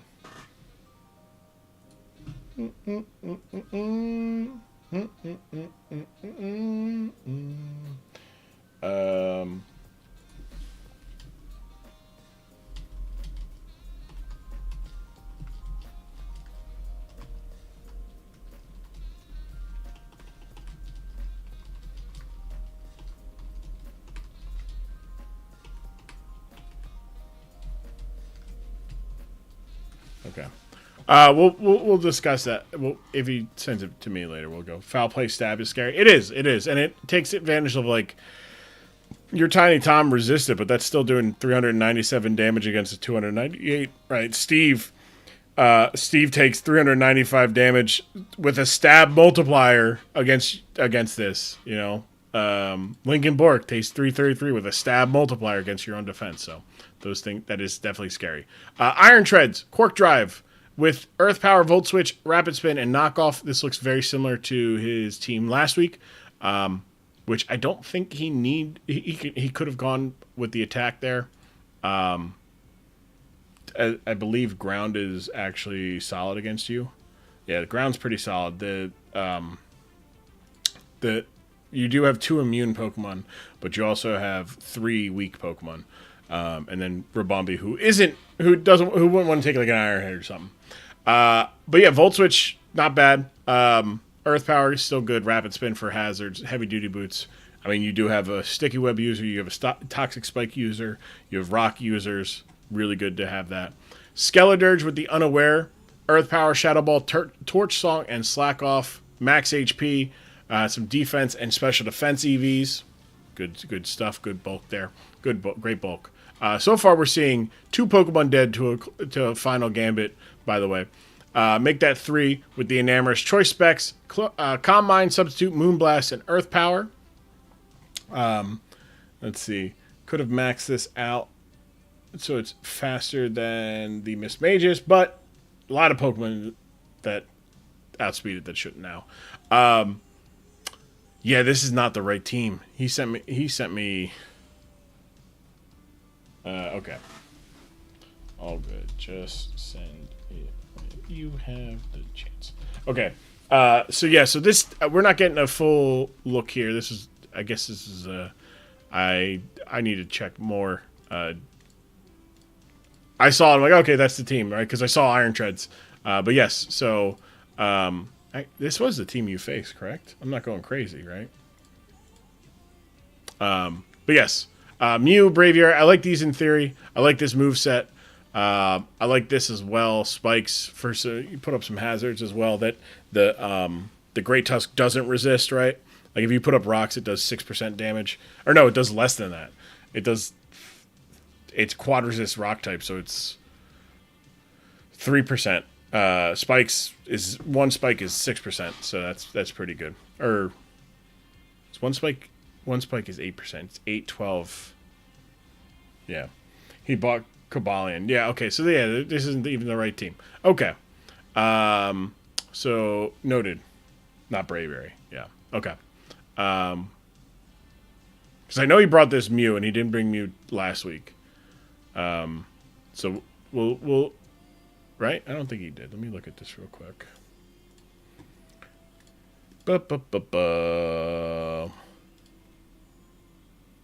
Yeah, no. Okay. All right. So here we go. Here's our week 3 matchup between the British Bangers and the New York Cosmic. Up top is your Cosmic. On the bottom is your British Bangers. Here we go. British Bangers at 1-1. Your New York Cosmic at 0-2.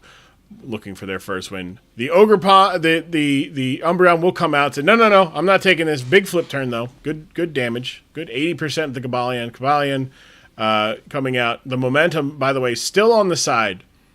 But that big flamethrower, as Hat gets a knockout there.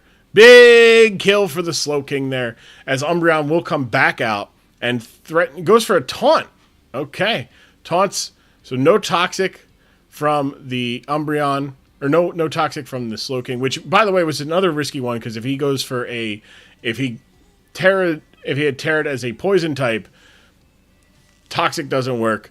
But big poison there from the Umbreon, because now it's going to take damage. It does not have leftovers.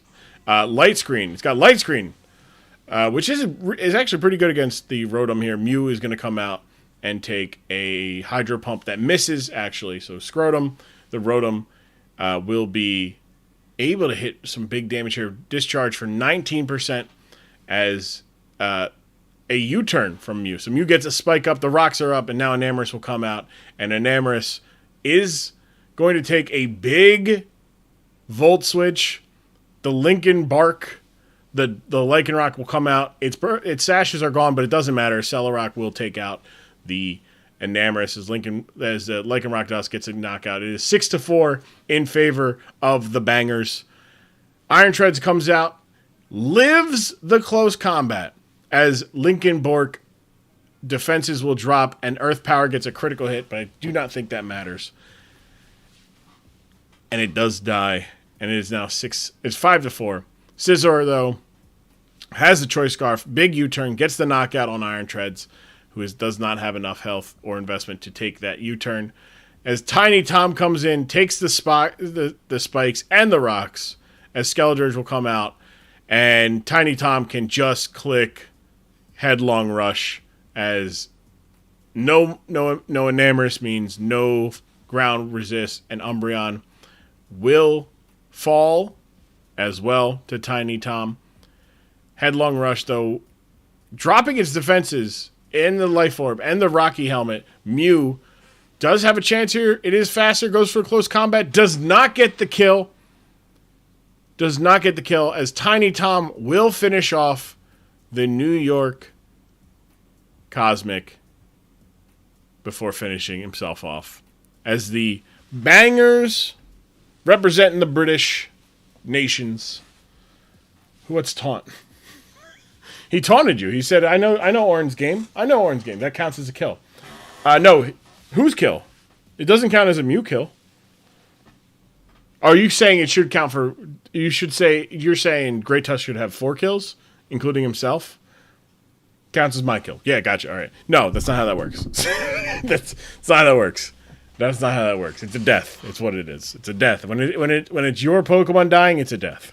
3 knockouts for the Great Tusk, 1 knockout and a status for the Slowking. And the British Bangers, who are now at 2-1, will take on the Dallas Duckletts. Just wondering what the hell. What's going on here? Okay, weird. What's going on over there? Let's take on the Duckletts next week.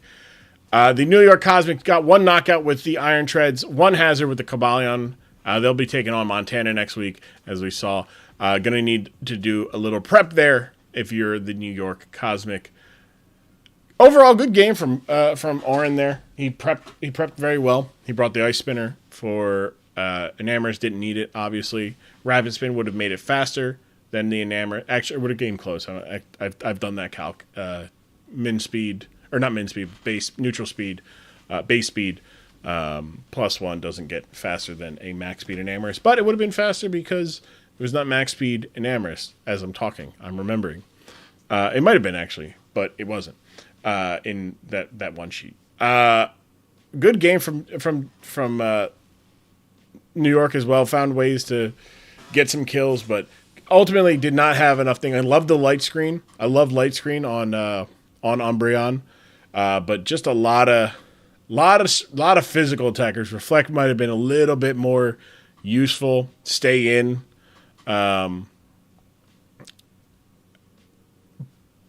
But it is what it is. Oren, if you are available and you would like to come on in. Let's do a little interview here. Hello. Oren, you're 2-1 in the DSPL. Yep, How does it feel? You're at this point last year, right? I think you were 0-3.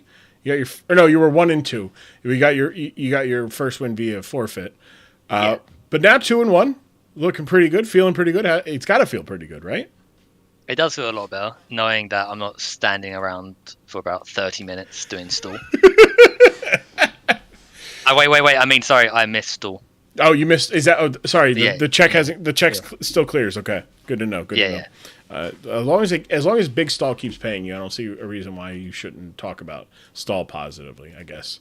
But yeah, so you have you figured out? So a little behind the curtains talk. A couple weeks ago, you'd come to me and like, oh, I think I might need to drop Lycanroc Dusk. Yeah. I don't know where to fit this on the team. Do you have an idea of where to fit it on the team now? Like you've got about two weeks with it.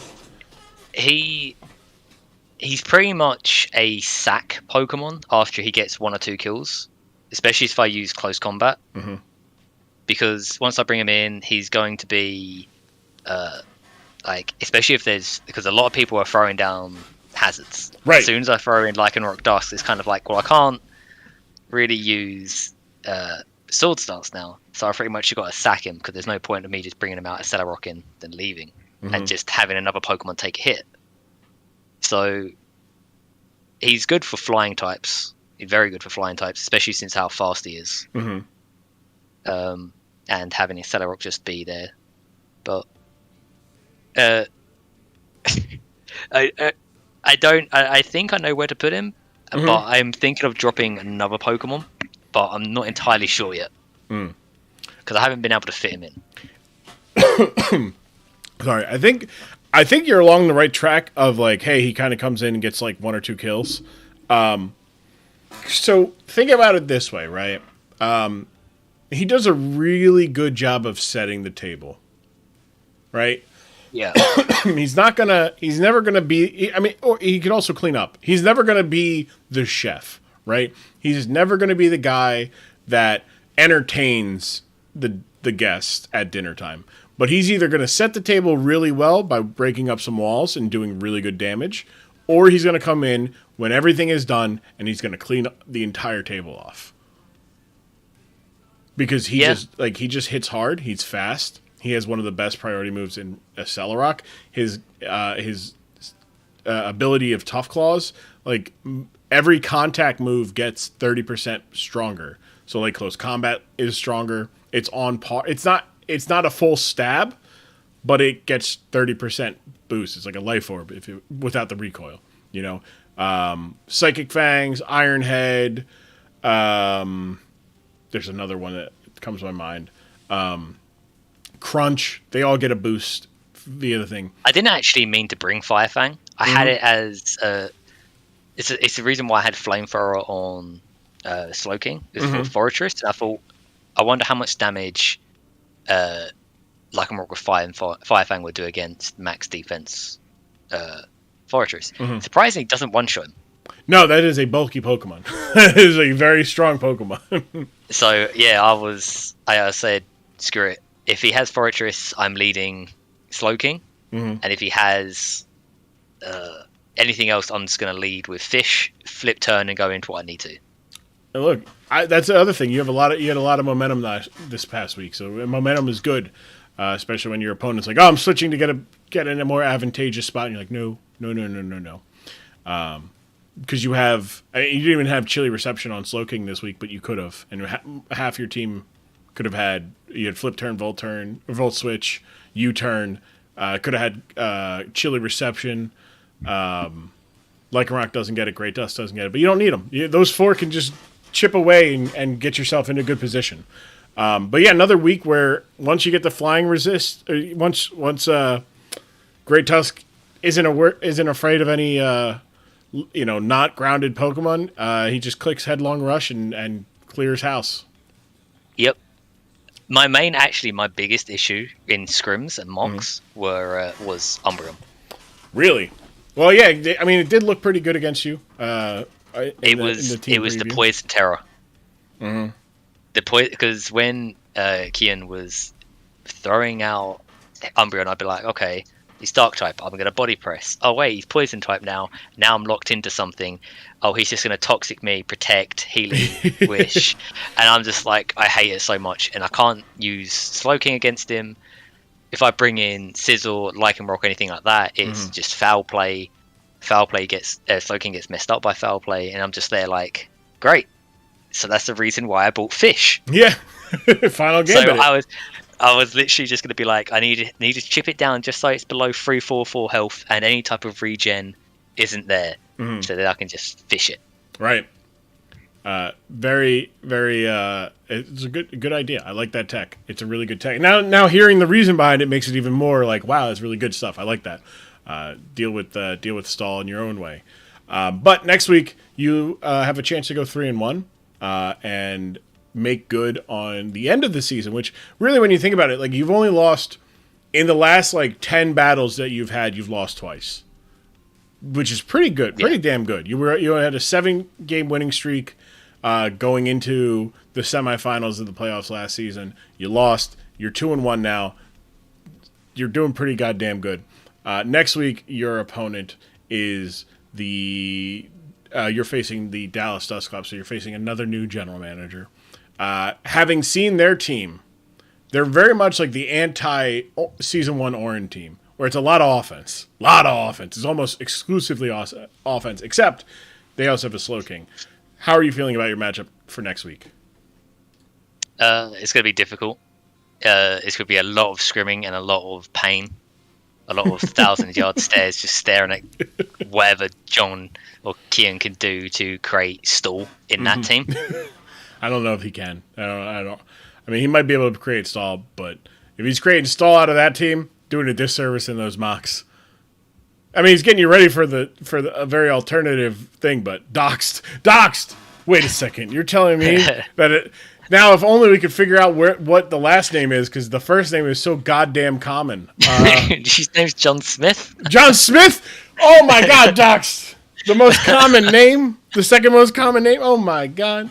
But yeah, we're gonna tell me the middle name's Thomas. Is John Thomas Smith? What the fuck? Doxed, yeah. But yeah, Oren, thank you for joining us. GG's on your win. Looking forward to continue watching your success and your growth. Hopefully more speed, more attack. More speed, more attack. That's the Basque way. Stall is for cowards, as Basque would say. Might as well post my social security number. So I guess you're Canadian, so it's social identity number, which is wild, yeah. Our next matchup is a good one. It's another new general manager taking on another returning general manager as the Edina Sting take on the Delaware Fighting Blazikins. Goldengo, we're taking a look at the Edina Sting, by the way, first. Goldengo with Air Balloon, Nasty Plot, Make It Rain, Shadow Ball, Recovery. Basic Goldengo here, max HP, not max defense, but a lot of defense, some good speed there. 48 EVs will get it to, I believe, 216, which makes it faster. Then I need to look at the right team when I bring up this matchup there. It gets it faster than base speed max caliber, right? Which stands to reason, you're faster than that, and Bax Caliber might set up and go max HP, max attack, so we'll see. But I like that, gets it faster than the Bax Caliber. Some good stuff there.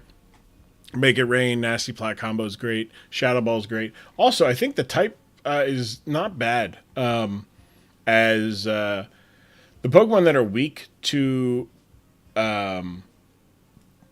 it's a neutral matchup. And, the only Pokemon that resists Dark is the Brute Bonnet, who also does not resist the Steel type. So, Shadow Ball until you get to, Bax Caliber or Bax Caliber Brute Bonnet or the Ninetales, and good to go. Good to go. So I like that. Air Balloon also means you can come in on an Earthquake and be good. Garchomp with Rocky Helmet, Rough Skin, Earthquake, Rock Slide, Iron Head, Dragon Claw, max HP, max defense. I don't know if I like Dragon Claw. For the same... Dragon Claw is good stab against the Bax Caliber, but Ice Shard's going to take out the Garchomp before it has a chance. I would have liked to see, with a defensive set, instead of Dragon Claw, go for a Rocks or a Spike with Garchomp, or maybe a phasing move would be good as well. But other than that, good. I mean, this is Garchomp. We know Garchomp. Look at this. This is a very, very tough Pokemon. Very good Pokemon. Then there's Lapras, Leftovers, Water Absorb, Freeze Dry, Perish Song, Ice Shard, and Protect. Max special defense this week, max HP. I like this. I like this a lot. The Perish Song, great tech, especially when things are getting a little out of hand and you need to set up to go bye-bye. Hey, get out of here. As long as you can, stall it out a little bit. Typhlosion, the Choice Scarf with Eruption, Fire Blast, Overheat, Will-O-Wisp, all fire moves. Nothing but fire moves here. Which, I mean, look, it doesn't get much. It doesn't get much else. It does get a Focus Blast. It does get Scorching Sands, which isn't bad. It does get Extrasensory and Shadow Ball. So Typhlosion is pretty good there. I like that. I like Choice Scarf Eruption. It's also not a Terra Captain this week, but I believe it got made one for next week. But still, very good there. Reveroom with an Assault Vest. Gunk Shot, Body Slam, Temper Flare, Giga Impact, Terra Water. Not bad. Not bad. That's some good stuff. Max HP, max attack. Problem with this set is you really want Reveroom to get faster. And it has one of the better setup moves in Shift Gear, which raises its speed by 2 and its attack by 1. And, really good moves, but Giga Impact, no. Put on Shift Gear, and this is not a bad set. Terra Water, also, not bad. It does get you a resist of an Icicle Crash from the Bax Caliber, right? Or a Blizzard from the Ninetales. It does resist a Flare Blitz from Blaziken now.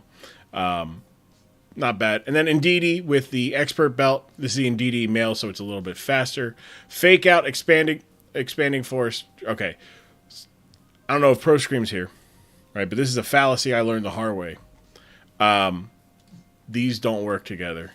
So you're switching, Psychic Terrain, can't Fake Out. No priority when there's no priority when you can Psychic Surge. So hopefully we don't see that in the game because that is not great.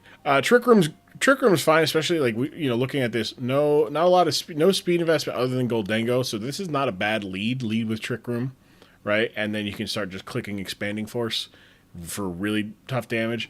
Again, check your IVs and everything, because special put that a modest nature makes this even higher and scarier, so that's good. But just good stuff. I love Draining Kiss. Draining Kiss is great against this team. But Psychic also not bad. I mean, you have the Brute Bonnet that resists it, and Jirachi quad resisted, but still pretty good stuff. Not bad. I like this team. Would change a couple things. I would add Shift Gear on here. I'd probably get rid of the Dragon Claw just because there's Ninetales is definitely coming and it's a free switch in. But other than that, like the team, like the squad. Let's take a look at Delaware. Flacco the Blaziken, another air balloon. Close combat, Flare Blitz, Swords Dance, Protect. I'm having a flashback. You'll see about it. Speed Boost, good stuff. Love this Blaziken. Love it so much. Ninetales with Light Clay, Snow Warning, Aurora Veil, basic stuff. Blizzard, not freeze dry, Roar to get rid of phasers, Moonblast for stab, good stuff there. Max HP, max speed. I guess you could get away with it, right? Because a max speed Alola Ninetales, 317.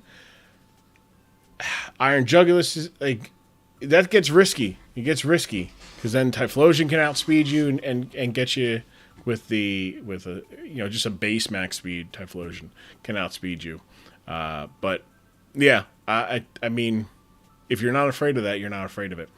Backshot the Baxcalibur with the Babiri Berry, which is takes half the damage from steel attacks, which is actually pretty good because you have Iron Head from the Reverum, you have Gigaton Hammer from the Tinkaton, you have Iron Head and other moves. Good stuff. Gyro Ball as well.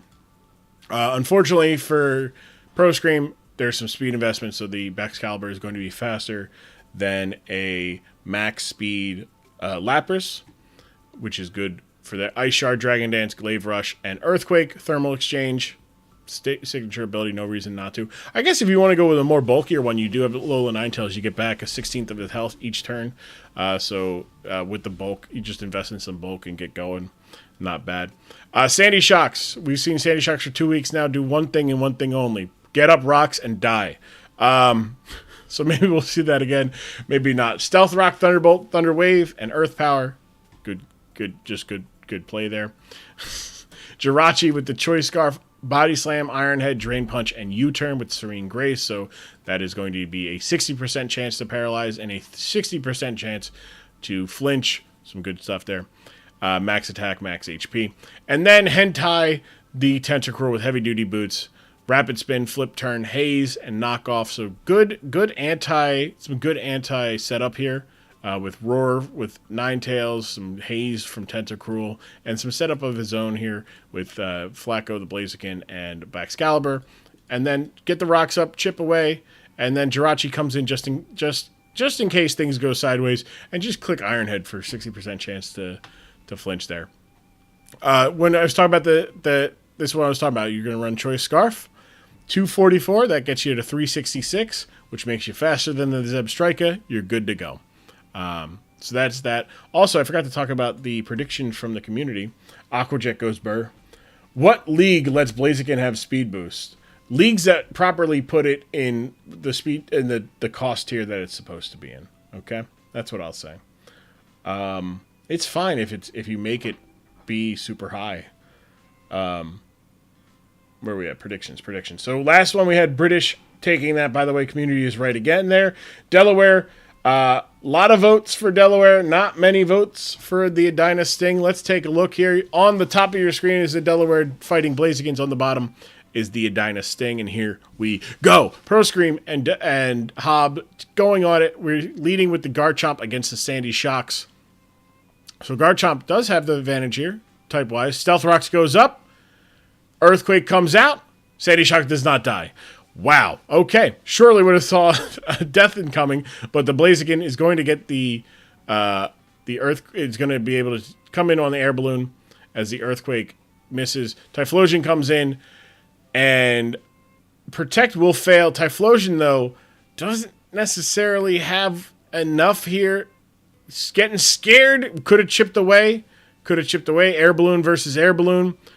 The Flacco does go for the Swords Dance, though, as the Reveroom is going to take this close combat and go down.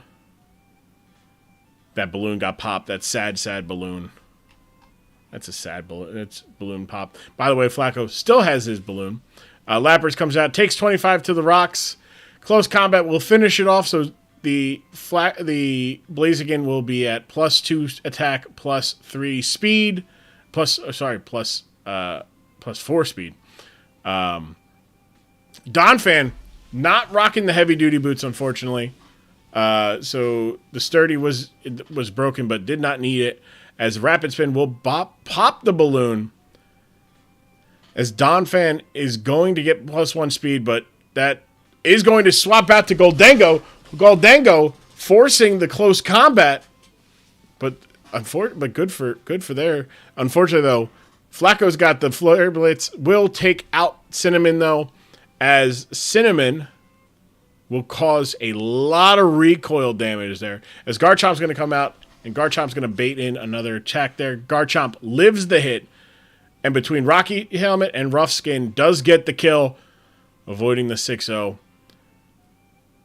And out comes the Alolan Ninetales. And unfortunately, getting scared out there, knowing that the Veils come, not knowing that that's it, that you gotta watch it. They gotta watch the tape. Loves going to the Veil. Ironhead would have done crazy damage there, even behind the Veil. Instead, Fire Blast is going to hit and give back shots a +1 in its attack. Garchomp's going to come out and is going to take this Glaive Rush. Do some chip, though. It's not bad. Did a lot of chip there. The snow is falling down. Typhlosion's going to come out here, and Typhlosion hits the Earthquake. Does not get the kill. As the opposing Earthquake. I think Eruption would have done a little good there. Done a lot of good there. Donphan, though, coming in. Donphan's going to go for the Protect to burn a turn of the Aurora Veil, but not going to get it there. Not going to get the Ice Shard. The Ice Shard, though, will take out the Donphan as the Delaware Fighting Blazikens get the 5-0 victory against Pro Scream and the Edina Sting. Tough loss there. You got the one knockout, prevented the 6-0, so we still have yet to have a 6-0 on the season. But one knockout for Garchomp. Edina Sting going to look to bounce back against the Long Island Duckletts and General Manager Harold Pesturd. Hello, Laz. How we doing? Yeah, you walked into a massacre of battle. That you did. 3 knockouts apiece for Blaziken and for the Baxcalibur. I thought,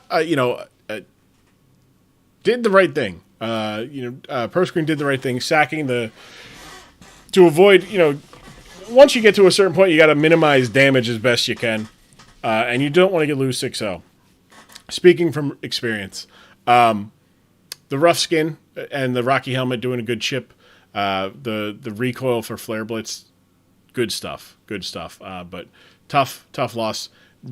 Jumping out when switching out probably a little too much. Garchomp.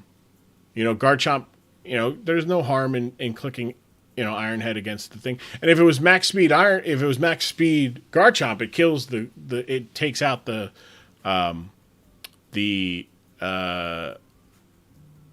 Ninetales before it even gets the Veil up, right?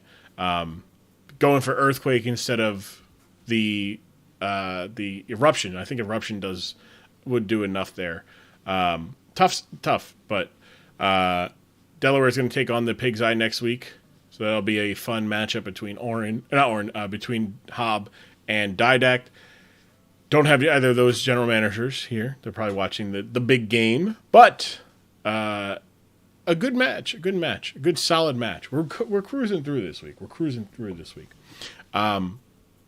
I know Pro Scream also had some stuff going on in the background while the match was happening, so it took away a little attention. But I think Pro Scream did fine. It was a tough matchup. You go up against a Blaziken and a Excalibur in the snow. It's tough.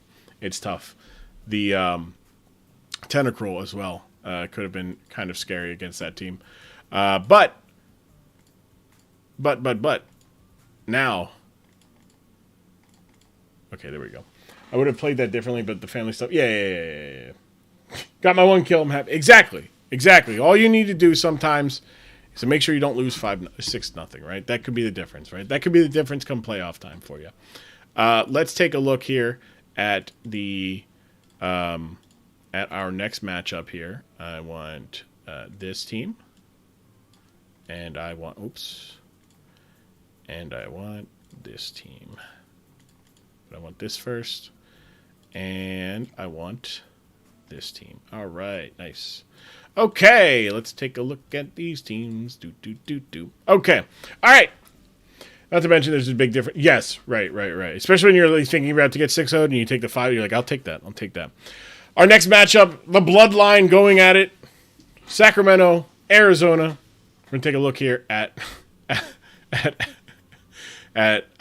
Sacramento's team. You got that exactly. You got the Blaziken, right? You prevented Blaziken from sweeping. That's the victory. Articuno, the Sigma, Terra Fairy, Stored Power, Combine, Ancient Power, and Agility. Max HP, max defense, a little bit in your special attack there. Ancient Power, Stored Power is fucking hilarious. All stats get raised by 1, and Stored Powered gives you plus 20 for each of the user's stab boost. So you're getting 5. It becomes a base 120 move if you do get that 10% chance. Otherwise, I mean, the Combine also works there. Agility as well. Nasty stuff. A fellow yes, hello, Ben Modes. How you doing? Then there's Bombshiwe, the Florges, with the Terrain Extender, Metronome, Misty Explosion, Synthesis, and Misty Terrain. A fellow Articuno user. Yes, this is the Sacramento. This is the Sacramento Coughings. We're going through the whole league. We run the DSPL, the Dork Side Pokemon League. Yes, Bombchewit, the Florges, max HP, max special defense, Misty Explosion, Misty Terrain. Somebody's going to do it. Somebody please do it. There's plenty of Misty Explosion users now. Please do it. Diet Sneasler, the low kicks with the Salic Berry. Endure, knockoff, reversal, and U-turn. Kind of curious why not weakness policy with a bulkier V so you can take. Well, here's the thing, Ben Modes. This is the Bloodline. Sacramento and Arizona, they're two friends. And you'll see in a sec. I mean, we've seen a little bit here. Metronome, low kicks. We got Barry Bonds, the Blastoise with Shell Smash, Rapid Spin, Liquidation, and Ice Spinner, a physical attacking Blastoise with Torrent instead of Rain Dish. Makes sense. You get down a little bit more. The Liquidation is going to do a lot more. Then there's Samoa Joe, the Belly Bolt with the leftovers, Thunderbolt, Soak, Slack Off, and Volt Switch. Soak turns your opponent into a water type unless they're Terrad, and then Thunderbolt and Volt Switch hit it for super effective damage. Takes a hit, so then gets a charge attack. BYU Ellie Bolt. Yes, he's soaking all right. Hello, Corn. Oh, Corn, you're just in time. Because before we watch this match, we're talking, pal. We're talking. Then there's the device trademarked by Sacramento Coughings. The Rocky Helmet, Sturdy, Whirlwind, Rest, Sleep Talk, Spikes with your max HP, not max HP, near max HP, max defense. The device. Good lord. So that's Sacramento, the Sacramento Coughing and Diabetes team. Let's take a look at AW and the reigning champion Arizona Diamondbacks. My brain is very big. The Monkey Dory with Choice Specs, Metronome. Bozo, the Toucanon with Skill Link, Choice Scarf. So you got Beak Blast, U-Turn, Bullet Seed, and Giga Impact. Disgusting. Don't need to, Brian. The Flame Orb, Guts, Terra Normal, Luxray with Agility, Facade, Supercell Slam, and Ice Fang. Played Like Shirts. That's not Plaid Like Shirts. That's Played Like Shirts. Cyclizar with Focus Sash, Substitute, Endeavor, Quick Attack, Endure. That's I hope Toucan does something. I love the Rage Burb. Maybe. He's old school. The Mammoth Swine. This is real hoop. Beto. Life Orb, Thick Fat, Ice Shard, Earthquake, Trailblaze, Icicle Crash. He is just old school. And then, leaving with something, the Annihilate, Choice Scarf, Metronome, and Final Gambit. Max HP, 424. So if you can't tell, these two decided that they would have a match of the ages. Real hoop. But before we get to real hoop, come on in. General Manager Cornman, come here. We need to talk, pal. We need to have a nice little conversation. All right? We need to chat. Okay? A meme match. Yes, a meme match. But before that, we need to talk about this. Corn, what's going on up here? What's going on up here? Last week, General Manager Cornman of the Montana Marowaks, previously undefeated. Last week, you had a lot to say about Harold Pesturd. Mm-hmm. What do you have to say about Harold Pesturd and the Duckletts now? Well, he finally brought a real team. I'm proud of him. Wow. I mean, look, some would say Hitmonchan is a real Pokemon. Some would. Some would say Mandibuzz being on the bench for the first 2 weeks has been a travesty and a crime committed against Long Island fans. Wow. So, well, the crime committed against the Montana Marowaks. You were the first undefeated team this week to lose. Did that? Does it you're not accustomed to losing? You only lost once last season in the 6 games. 6 games you had as the general manager of the Birmingham Booflins. 2-1, still respectable 2-1. Did you feel that you didn't exactly prep properly this week? I asked that because you opted to go for the booster attack Iron Valiant instead of booster speed, which would have allowed you to outspeed the Dragapult, versus not being able to outspeed it at all this week. That's a great question. In the mocks that we ran, I was typically able to get Dragapult out on the field, get some chip on it, and get it under about 50-ish%, so the Shadow Sneak from Valiant boosted attack would kill. That did not happen in the battle, as you probably saw. Correct. So that was maybe a misstep on my part, maybe good, well done on Johnner's part to use a 30-point Pokemon well. I'm overall pretty happy with my performance, aside from the first 5 turns. I really got myself on the back foot, being surprised by Specs Heatran, making a couple bad decisions, sacking Colossal early. Kind of did some couch wrong, so that happens. We'll bounce back. All right. Well, I mean, I that was really my only question about that, right? Because you were, that was the most interesting of the options. I liked your team. Otherwise, I said it even in the when we were going through the previews. I liked the 6 that you brought. I thought it was interesting that you opted to go for max attack instead of max speed and just kind of be like, well, I can just kind of stay in, and just click buttons. But the that Heatran with the choice specs really just kind of cut through everything that it needed to. There was some rolls on the crit power gem that you do live, but it was likely you were going to, the Colossal goes down anyways. But overall, again, you're 2-1, he's 1-2, right? So you get to keep saying you're a better general manager this season, but you did lose. I just want you to, you were the first Bloodline member to lose, by the way. That's the other thing. Yeah. So. Yeah, no, it was bound to happen. Pokemon is a game of randomly generated numbers. This is true. like you said, a few of those randomly generated numbers go my way, and this is a different looking outcome. I will hopefully, Pesturd keeps it up for the whole year, and I see him again in the playoffs. That would be my wish, to get to rematch the Duckletts in the playoffs and give the people another good show. Well, let's hope for that. Let's hope. Love a good show. Ultimately, the fans win when our general managers have a little feist to them. You do face you stay in New York, by the way, this coming week, and you take on the New York Cosmic. How you feeling? I'm feeling good. We opted to stay in New York, as a team. Stay acclimated to the climate and the elevation. Really doing a lot of wonders for our team physiologists and trainers are doing well to keep the Pokemon in shape. So good. I'm excited for the match against the Cosmic.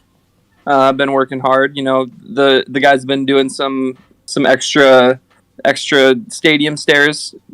Kind of to remind them where we're at. We're not as untouchable as we were last week. It's a game that anybody can win any week, and it just comes down to that prep, like you said. Hey, love. I love that you're responding to the loss positively with intent to make sure it doesn't happen again. Love to see it. General Manager Cornman of the Montana Marowaks, thank you for joining us, and look forward to next week's battle. Yeah, I'll see you then. Thank you. All right, now let's take a look at the other Bloodline members. Up top, you got the Arizona Diamondbacks. On the bottom, you got the Sacramento Coffee. Here we go. Diabito. I'm slow. Okay, good. Diabito on the bottom, AW on the top. They're leading with the Florgus. They're leading with the Metronomers. We got the Monkey Dory going for the Spirit Shackle. That's a choice bandage, Spirit Shackle, or choice scarf, or choice specs. But Metronome for the Vacuum Wave. Very hilarious here. We're going to get Ice Hammer. That is a choice specs Ice Hammer, by the way. Metronome. Explosion. As the Bonchua goes down, and it is a 6-5. The Metronome Explosion. Metronome, though, going for a tail whip, lowering the defense of the Belly Bolt, who's just a silly little guy who just sprayed the water all over the thing. Going for a dig. All right, well, that's actually really bad. Really bad. -1 defense. Gonna stay in, but dig fails to go off, as Volt Switch will hit. Super effective damage, and it is 5-5. That next Metronome is going to be huge, right? Skarmory going in against the Luxray. Luxray will tear it into a normal type and go for an agility here, as the Skarmory lands a spike onto the other side of the field. And it apparently is time for the device. Sturdy activates, Rocky Helmet chips away, as the Whirlwind will send out the Luxray, and in comes Mamoswine, who takes 10 damage, and Ice Shard will take out the device. He's old school, by the way. Look, he's just old school. Look at that guy. Blastoise comes in, Berry Bonds, takes a big Earthquake. Good lord, that's a lot of Earthquake. A lot of damage there. Berry Bonds will go for the Shell Smash, so we're going to get +2, +2, +2. And a Ice Shard will do 12 damage, but not quite enough, as Berry Bonds, that actually will put Berry Bonds into Torrent range. So these liquidations will be doing more damage to Canyon. Coming on in. Going for the Beak Blast, warming up its beak. Gets hit with the Ice Spinner. Gets the burn, though, as a result of the Beak Blast, as it will be having its physical attacks, as Berry Bonds will land a liquidation and lower the defense. We get the agility, but I think Berry Bonds, the Blastoise, is still faster here. It is. The liquidation does take out, so that is 3 knockouts for the Blastoise this week, as it is 4-2. Played like shirts. Cyclizar coming in, going for the quick attack, gets the kill. It is now 3-2 in favor of the Coffee. Bellybolt comes back in. Look at that little boy. He's just very happy. Substitute, Soak. Quick Attack will give a Electromorphosis boost. Thunderbolt will break the Substitute. And we're in a little bit of an interesting play here because AW can keep substituting here, but unfortunately it's just going to just keep chipping away, but not chip away enough to get an important. Now it does have Endeavor, so it can do another. It can go for another substitute, which will not be broken. Right, there's a substitute. Will not get broken by the Thunderbolt, so we can get an Endeavor here to bring Samoa Joe down. Went for the Quick Attack, not the Endeavor. All right, it did have Endeavor. I thought we'd see the Endeavor. Thunderbolt will damage, a little bit of damage. Endure. We're getting the Endure strats, but the Soak outplayed by the soaking BYU member of the thing. Played like shirts. Got played like shirts.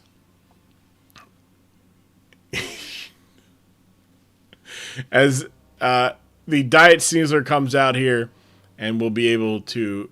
The Metronome Snipe Shot. Very funny. Very funny. Knockoff, though. Knocking off the Choice Scarf. So the Diet Sneasler is going... Why is this happening? Johnner, because... They refuse, Johnner. The Bloodline refuse to see what happens there. Reversal. Going for a reversal on the Must Recharge. Not great.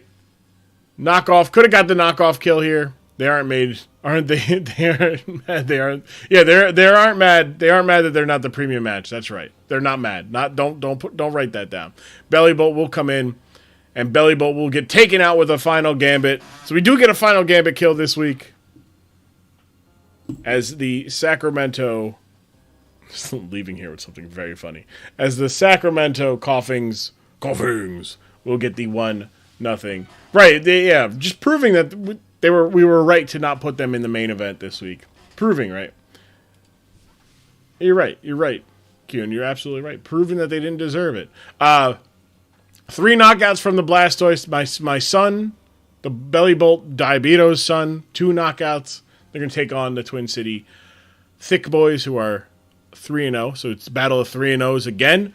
A loser leaves town match, if you will. And Arizona taking the 1-0 loss, right? You get it out of the way, get the loss out of the way. You know, you already got the championship repeat expectations. You don't want to be like, oh, they're going to go undefeated in the regular season expectations. Get the loss out of the way. Get it, you know, if you're going to lose to somebody, lose to a Bloodline member. 2 knockouts from the Annihilate. 1 knockout from the Mamoswine. Good stuff there. Good stuff.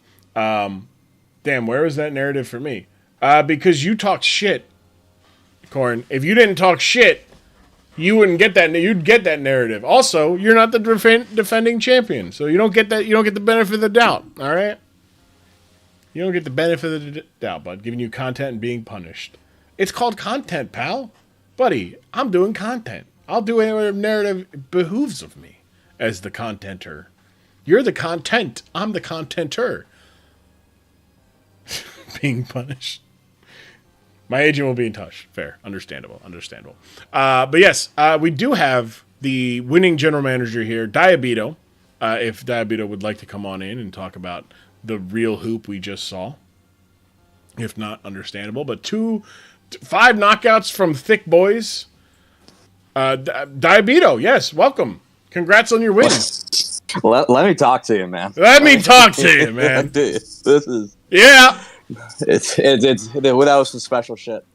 Loved. Let me tell you. This was we're gonna talk, like, we're gonna do profiles of this game, right? And LeBron is gonna lie and say that he was there. He told you to run Misty. He told you to run Misty Explosion, but not use it, and said, no, I knew he was gonna finger wag his way to exploding anyways.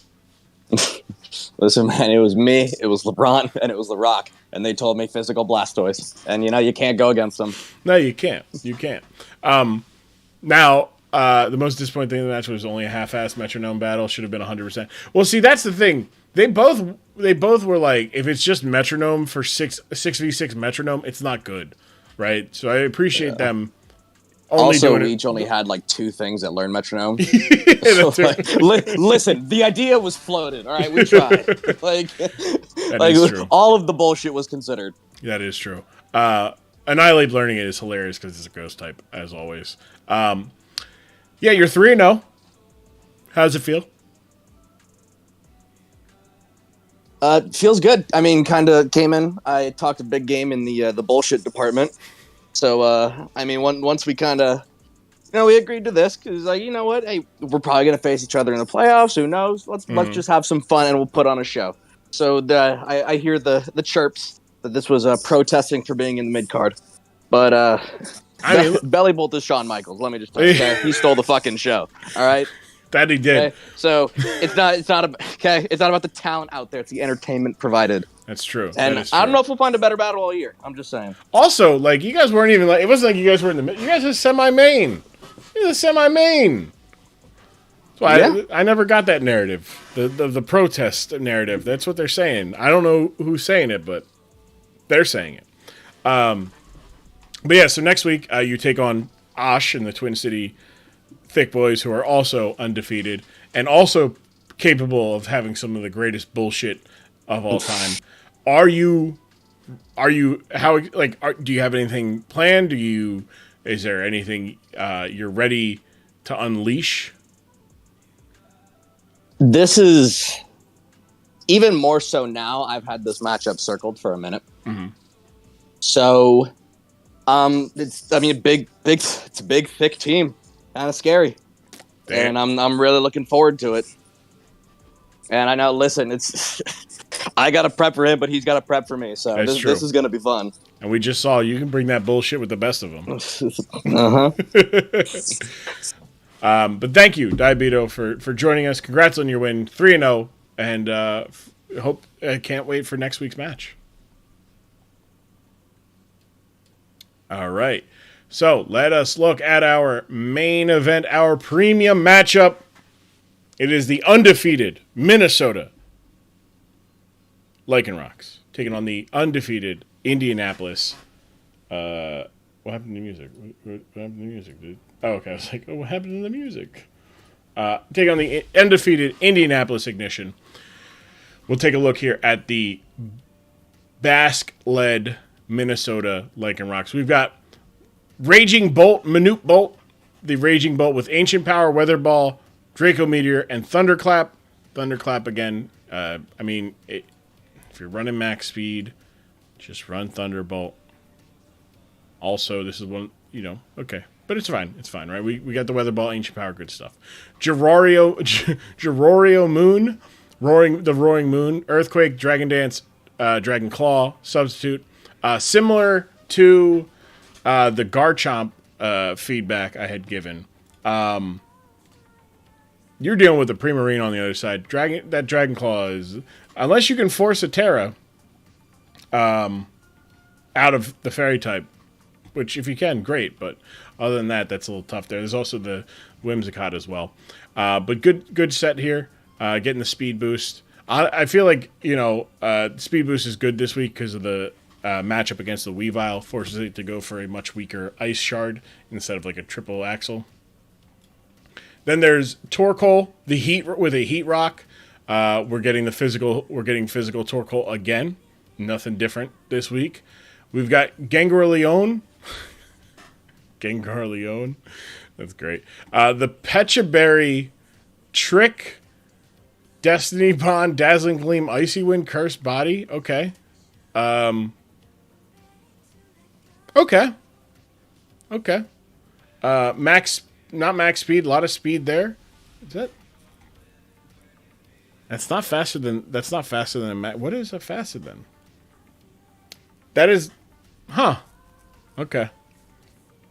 It's not faster. Okay. It's just, okay. All right. I'm just looking at this and going, interesting. Got some EVs. Okay. The speed 313. Gligar's max speed is 3. Like, I see the Pecha Berry, I see the trick, and I see, like, oh, we're going to trick the... Okay. But, like, what if the Gliscor's max speed? I mean, it works against, definitely works against the Breloom, so that'll be good. Zoroark, Leftovers. I'm sorry, not Zoroark. Magmortar, the Zoroark, with Leftovers, Thunderbolt, Flamethrower, Scorching Sands, and Solar Beam. Max special attack.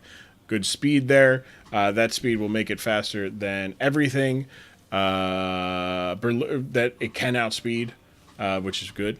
It's a nice perk of being that much faster. And then I need Cock Shohei, the Corviknight. I don't get the name. But Basque needs Cock Shohei. That's what... I mean, technically, I said it, so I mean, technically, I said I need Cock. He do be cocking. Cook. Let him cook. He's cocking. That's what he's doing. He's right here. It says, I need Cock Shohei. So... We're late enough in the stream that we're 2 hours into it, so we're good. Rocky Helmet, Iron Head, U-turn, dual wing beat, bulk up. Nasty stuff here. Love that he's just like, yeah, I'm gonna put it in the special defense, not like even the HP. Very funny stuff. Love this tech. If this pulls off, that might be play of the week. Gliscor here. We got Gliscor with the Toxic Orb, Protect, Earthquake, Stealth Rock, Poison Heal. Gengar is Gengarin. Ursula, that'd be really good if you pull it off. We'll see. Ursaluna, Blood Moon with Leftovers, Vacuum Wave, Calm Mind, Blood Moon, and Earth Power. Bass said he's not worried about physical attacks. I mean, right, he's not, but the HP makes it even less of a thing, right? And it helps your special defense. I'm gonna let Bass cook. He's cooking, all right. He's 2-0. Then there's Primarina, Assault Vest with the Terra Steel, Surf, Flip Turn, Moonblast, and Ice Beam.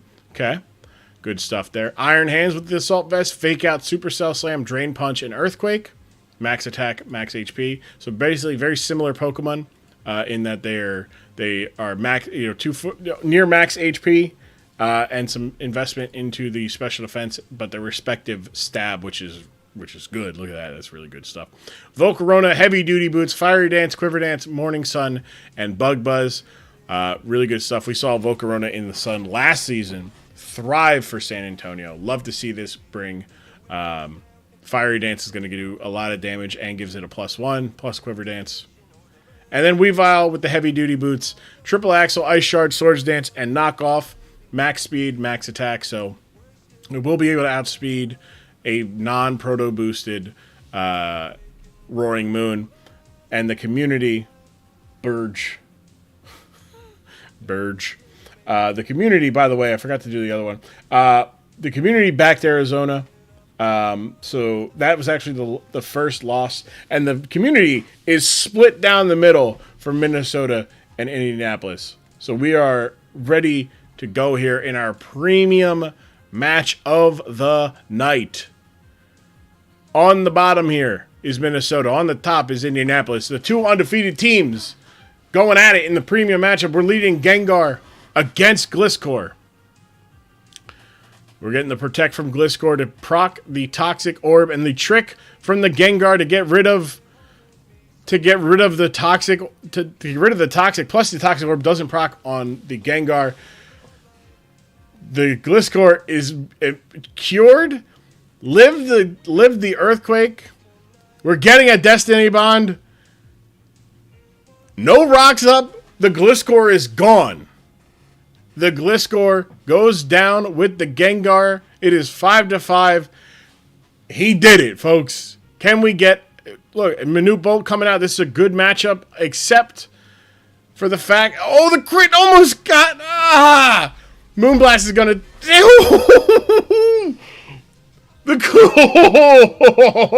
lived on one. He went for the Thunderclap. Played the Vacuum Wave. Will take out the Raging Bolt. It is 5-4. The Primarina is in rough shape. Torquay Craig coming out, setting up the sun, and going down immediately. Ursaluna cooking. Ursaluna got two knockouts so far. The Zoroark will hit a strong Solar Beam that doesn't get the knockout. It's close. That is the second close roll. Zoroark coming out. The Magmortar going down. Ursaluna getting 3 knockouts there. Jamario Moon could get the knockout here. But instead, Iron Hands will come out. Iron Hands will not afraid of Jamario Moon. Not with the investment. Not that bulk boy. Look, those are some thick thighs, baby. 35%. But Drain Punch is going to knock it out. Get it back over 70. As the Roaring Moon goes down. Whoo! I need cock showing. That it's censored on the replay, which is funny, but it's not on Team Builder. That's very funny. That's very funny. Drain Punch going to get a nice little chip there, but the dual wing beat doing a little bit of damage. Supercell Slam lands, gets the kill as Kyun and the Indianapolis Ignition will get the win here. 5-0, Minnesota taking it on the chin. But guess what? That little goofball up there. Some will say that's a moral victory right there. Gengar getting the kill on Gliscor with the Trick Pecha Berry and the Destiny Bond, catching Kyun. Silly. It was a good match. It was a good match. Even it was a fight. That's a hell of a lot of close rolls. That match was a good match. It was a good match. It's not like it's a 5-0 loss, but Basque got some bad roll. Got a good roll. Got a couple bad rolls. The Magmortar not hitting the range on the Solar Beam. Kind of rough. Going down immediately. And then, because if that happens, it's a little bit of a better roll, a little bit of a better time. You got Magmortar still out there in the sun. Magmortar would have been faster than some of the things, but like Weavile could get it. The Volcarona, Iron Hands or Primarina. I guess it actually would have been Iron Hands comes out and takes a hit. So, just really good stuff from Basque this week. Tough loss, but. Nothing. He's 2-1. 2-1, baby. He started 2-1 last season. He started 2-1 this year. Now it's all about how he continues this season. But yeah, the trend was so sick. But yes, Thunderclap was not bad against the Primarina. But here's the thing, right? Here's the thing. The Primarina is 156. Outsped it anyways. Thunderbolt. Now, mind you, it doesn't matter because it would have happened. I mean, he got the crit. If he got the crit with a Thunderbolt, yeah, it would have been great. Here's the thing, right? But unfortunately, that's not what happened. He got the crit, the Thunderclap, and then got read like a book. Keep Thunderclap, just get HE power off that thing and T-Bolt, and you're fine. Bro thinks it's Articuno. It's not Articuno. 3 knockouts for Ursaluna, Blood Moon, 2 knockouts for the Iron Hands. The Lycanrocs are going to get a chance to rebound against the Aussie Illusion next week, and the Indianapolis Ignition are going to get a chance to stay undefeated against the last season's runner-up in the Cambridge Clodsires. Wow, what a game! Kyun, if you want to come on in, if you're busy and you're unable to do some post game interviewing, all good. I understand that. But yeah, great week. Kyun, hello, welcome. Hey, how's it going? It's going pretty well. Congrats on your win, staying undefeated. And just first things, what was your reaction to the Pecha Berry trick? Pecha Berry. Well, see, I knew that was a thing. Taking Gengar, or when I saw Gengar, and I knew taking Gliscor that was an option that people could do. Mm-hmm. I just didn't think anybody'd come up with it. Right. So I didn't really expect it. I was like, is he tricking like a Scarf? Like, what's he tricking? I didn't see. I just didn't think anybody had the brains to pull the berry out. You know. And you know who had the brains Basque. Basque had the brains. True. Everyone's been talking about Basque. Sandy wasn't here to see it. Sandy's not going to believe it. But that did not Basque fire. That went off exactly how it was intended to go. You know, I got to give it to him. He cooked. He made it a 5v5. He did. And there was a moment where, like, he had a couple rolls there where it was a little tough. I mean, the crit, you live the crit no matter what. But getting the 99% damage on the raging bolt, not a great feeling. Not a great feeling. No, it was kind of unlucky, you know. I mean, but you know, that's just how it plays out sometimes. It is what it is. We got the prio. Right, and then you were able to rebound real quick, got the knockout, and then living the solar beam, like, so getting it back in blood. Really, you said I'm going to kill that one, and then I'm going to get this one. Yeah. That was pretty good. It's just got to feel good. It's got to feel good to have everything in a way that you want it to go. Stay undefeated. Increase your score differential again. I think you have, without a doubt, the highest score differential in the league. Yeah, I think I'm up to 14 now. I mean, I just got to tell everybody to catch up, you know? Right. You just, hey, man, what are we doing here? Get. And, like, we've had hot starts before. Cambridge last season started hot, led to a championship berth. How are you feeling week 3? Right, you're 3-0, about a third of the way through the season. How are you feeling about your team? Pretty good. You know, I feel a lot better after watching this week's matches. You know, I feel a little bit embarrassed to be some of these other GMs, I think, this week. But how so? Well, you know, just a couple of the other matches. You know, I'm not going to name any names, not going to put anybody on blast. Just saying, you know, there's a few people that I was a little disappointed in. A couple different matches that I was just like, oh, is this... Are they trying or what? You know. Look, some would. I thought we were here to be professionals, and they're throwing matches week 3. Look, it is without saying that, like, you know, that is a tough go of things, right? Because you're like, oh, hey, you know, we're trying to entertain, but also we're trying to keep some things, you know, in our pockets, you know, tuck up our sleeves for later. You know, in one case or another case, you know, hey, you know, we're undefeated, and you know, we're not gonna prep right, or we're gonna underestimate our prep a little bit, or you're the case where you've got you know, I mean, I gotta hand it to Oren. You know, Oren has played very well.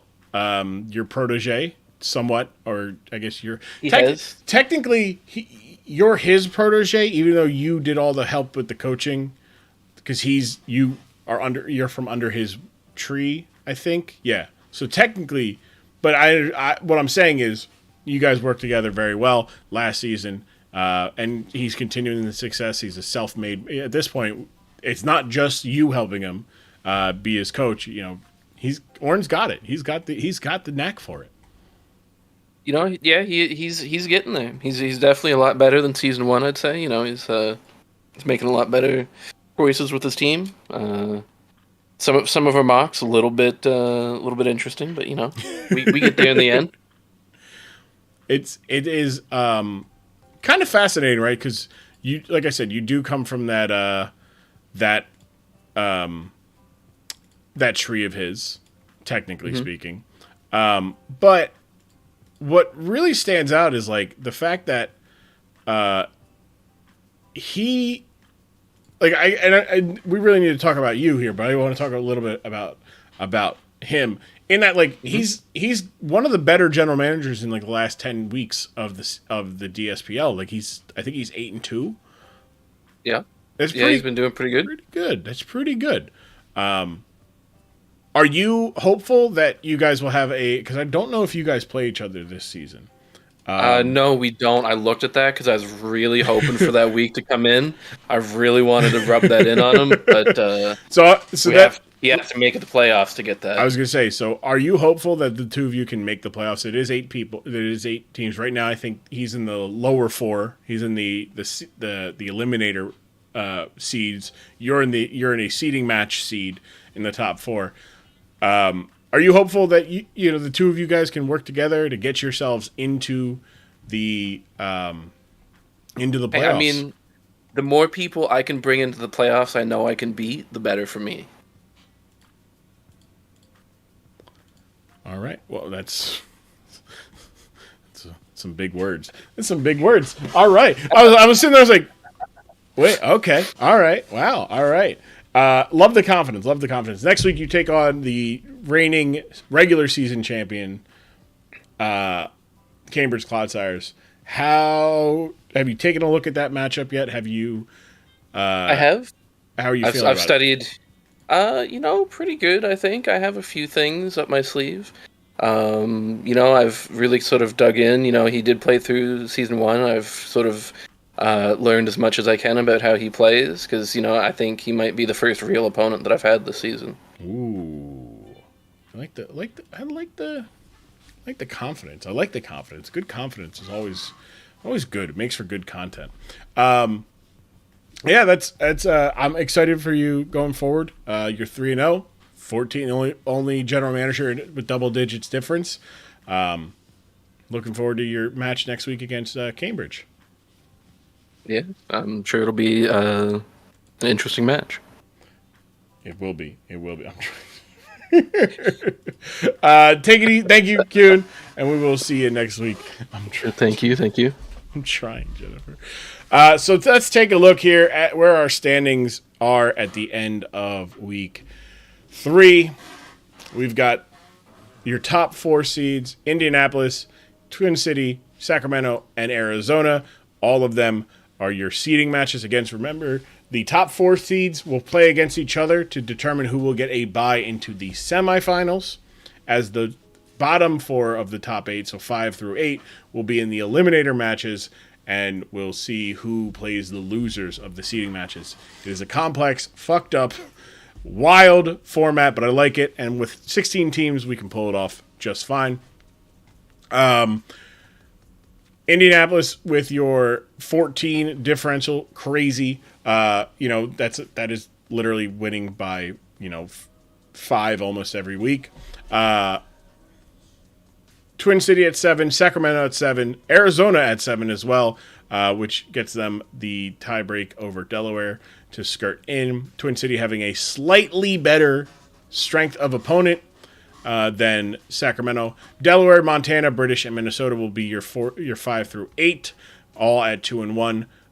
Minnesota taking that one on the chin, finding themselves at the bottom, despite having having the worst of the bottom 4, but not the overall worst strength of opponent for the playoff teams. Montana having the highest of the bunch but unfortunately their differentials at 3. Then you've got Colorado, Long Island, and Edina are your teams with victories. Colorado's game is postponed until next week, so we'll see where they go. Brazilian Fury might join the rest of them at 2-1. Long Island getting their win this week, getting it off the schneid, a crazy 27.3, which is stupid high. Montana's also a stupid high, which really kind of shows how the kind of competition they're up against. Edina 1-2 with the 24.9. Remember, this is the average of what your opponent brings that week in terms of the cost. That is how we're judging it, not by judging the skill, but by the Pokemon that are brought. Because it's hard to judge skill, right? And then you're adding a number to people. This is just the team that your opponent brought that week. Those 6 added up throughout the week and then divided by 10, so you see the average of the thing. Cambridge 0-2, so they're technically going to be at the top. Or they're not, because they're -4. That's why they're at the top. Dallas 0-3. How you have 2 with a win streak of 3? That is a mistake there. That should be a win streak of 2. I think I just hit 3 by accident. Aussie and Pig's Eye will take on each other, so somebody's going to get a victory here next week. And New York at the bottom there, minus 13, but also the third toughest schedule. That son of a bitch, I wasn't going to say it. I would have fixed it. I would have fixed it in post. We would have been like, wait a second. I didn't fix the stats. Hold on. I need to make sure the stats are right on this one. Because did I give the correct kill here? Yes. Or no, it was the statuses. Hold on. I need to make sure. I need to look at these stats here. Status. Driftbloom has 1, so this week it should have 3. Yes, it does. Okay, good. We got the right one. All right. A to Z, support A to Z. All right. Bang. Okay. Perfect. All right. So our season leader in knockouts, Annihilate has 7, Jirachi has 7, Great Tusk has 6, Toxapex has 6, Jolteon, Blaziken, Primarina, Ursaluna, Blood Moon, Heatran, Gouging Fire, and Iron Valiant all having 5. That rounds out your top 10. Your status leaders, I want this one. Overquill, still leading at 5. Cloudsire, still there at 4, but Drifblim jumping up, Toxapex jumping up, Heatran did not get one this week. And I think Slowking got a burn. Or no, that was 2 weeks ago, not this week. Slowking did get the Toxic, though. Galarian Slowking, I should say. Your hazard leader is still Overquill. But Cloudsire, Samurott, Landorus, and Sandy Shocks all having 3 as well. And we didn't have any field assists this week. No field assists this week. So your free agents here, we're going to do this real quick. I can blink and you'll be back to start. That's true. Our free agents here, I'm going to officially put them here all in the waiver status. I got to find a way to do this better, easier.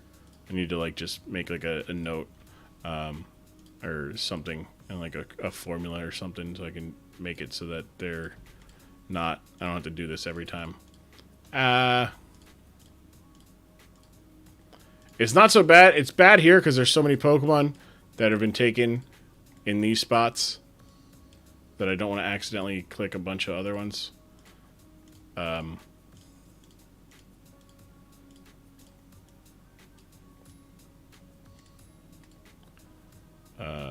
Hoopa. See, now once you get in the bulk selections, we're pretty good here. Okay, good. And then these are yellow. Bang. I forgot those two. Yellow. Free agents. These are all free agents. So when we have Pokemon, obviously there's much more Pokemon than there are teams and team slots. We only have 16 teams. You must roster 10 apiece. So that is a minimum of 160, and there is at least 190 non-Terra eligible Pokemon. Everybody else, on the other hand, though, there's some interesting Terra Pokemon. I'm looking at. I'm like, huh, that's an interesting Pokemon. But yeah, if you're intrigued by Draft League content, we do this every Sunday. Every Sunday we do this, and every Sunday we have some GMs on. Now, obviously the Super Bowl is on, so we've got a little less of a showing this week. We also have some. We had some. Whatchamacallits, postponements for this week. So we have. Good. All right. Cool. I am some competition. Yeah. We do. I do this every Sunday. Right, we got a draft league, the DSPL. We have 16 general managers.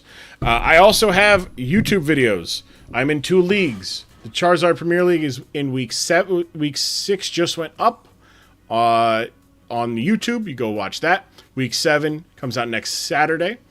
Next Sunday, my first game in the UNPL, which is Wi-Fi. A lot of fun. Does DSPL have a Discord? It does. It actually does. It's the same Discord that is for me.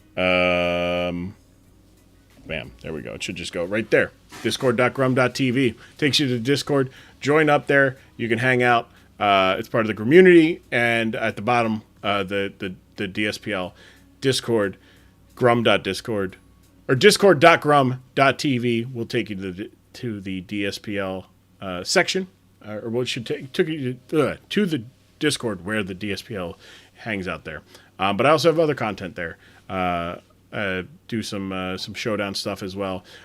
Maybe swap out one of the Showdown stuff for like Wi-Fi stuff.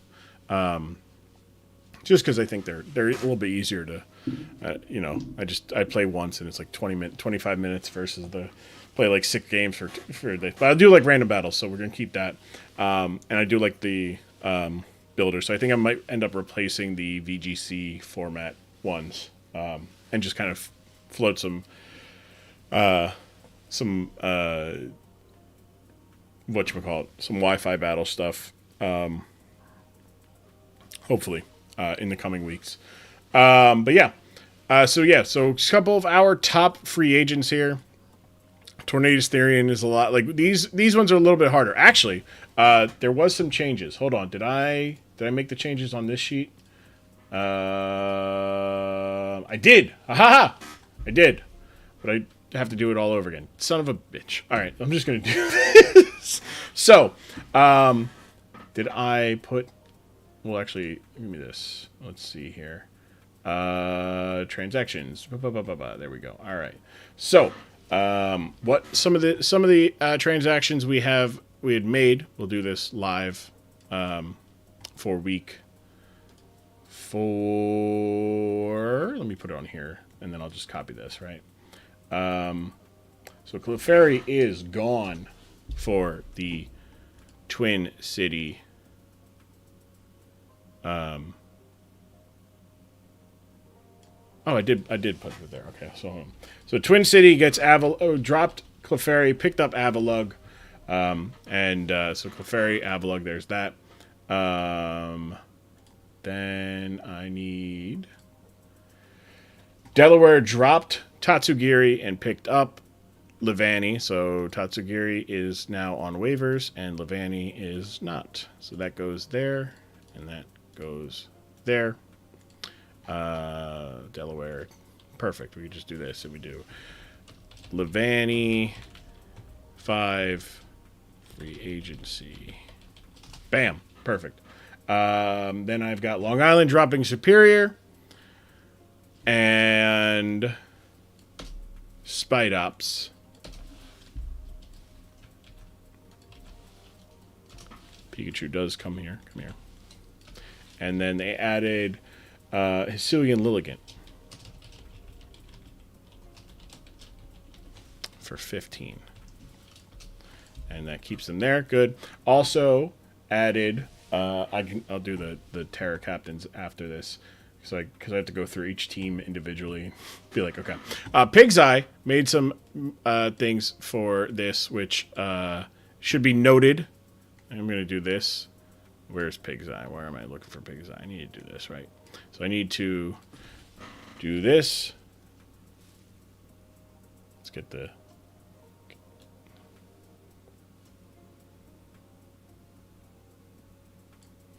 All right, good.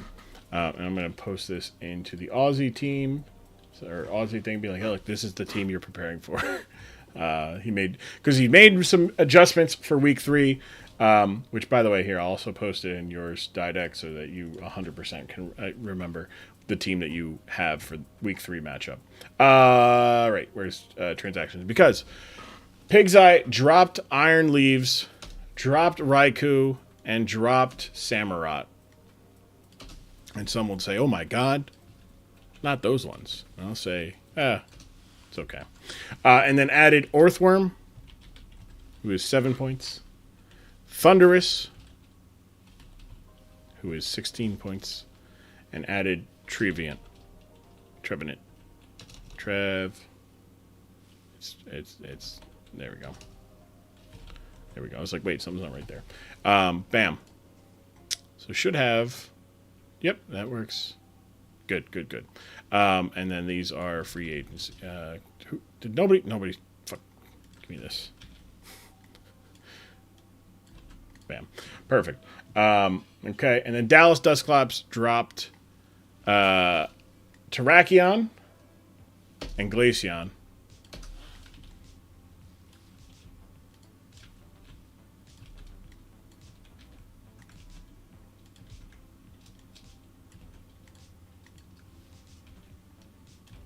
Okay, thank you. And picked up Gallade.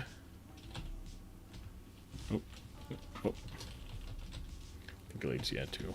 And then Electros. Electros. Right? Who is 9, sorry.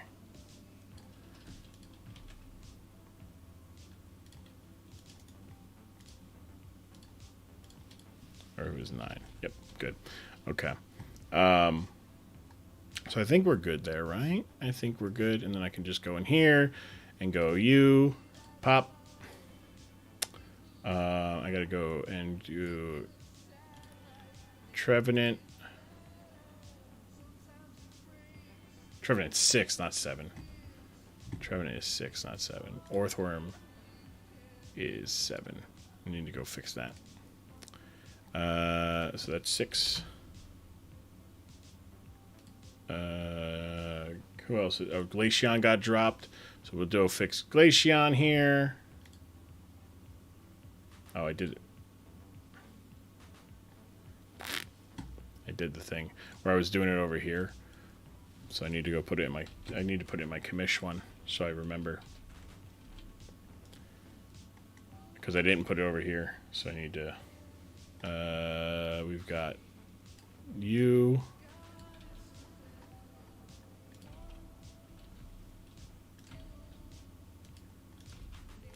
Okay, good. Dallas. Okay, and then Blaziken.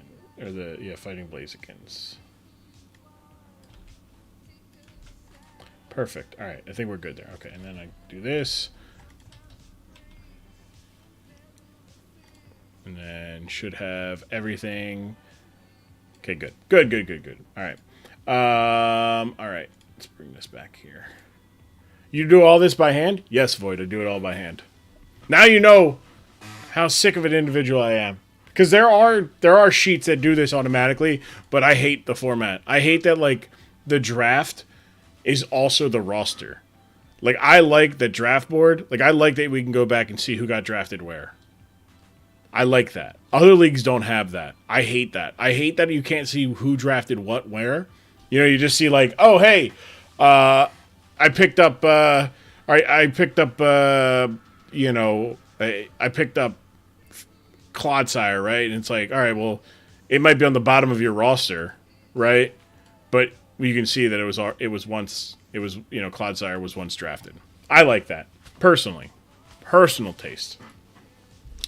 I'm about to write you some formulas. Oh my lord! Go ahead, Void. I would love to because I don't know a damn thing about any of these. I don't know a shit about stuff. I want this. I mean, I know I can do this. It's just conditional formatting and yada yada yada. Samurott is also now here. Spidops is also here.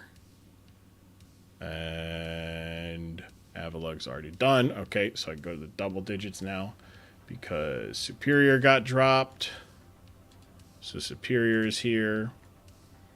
And Raikou got dropped. So did Iron Leaves. Raikou, and yeah. And then I need Hisuian Lilligant.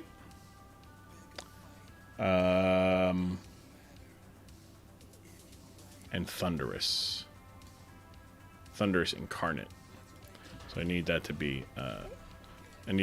So the reason why I need this because when people go to put Thundurus in their sheets, they won't absolutely mess it up. This looks fun. It is fun. I enjoy it. I absolutely enjoy it. And that says Logan Hisui. Good. All right. So, oh, and Gallade. I need to make sure Gallade as well. Oh, and Terrakion. Terrakion. And Gallade.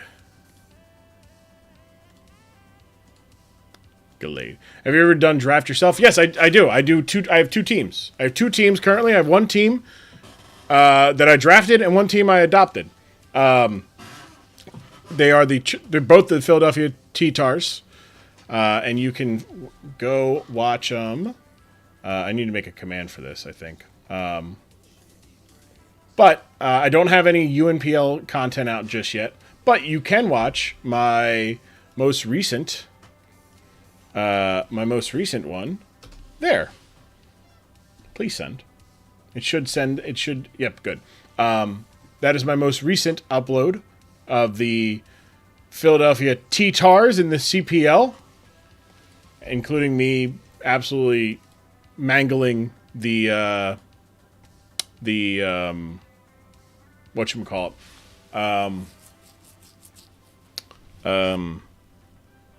Wi-Fi, how to set up a battle competition on Wi-Fi so you can have more than a 20-minute game.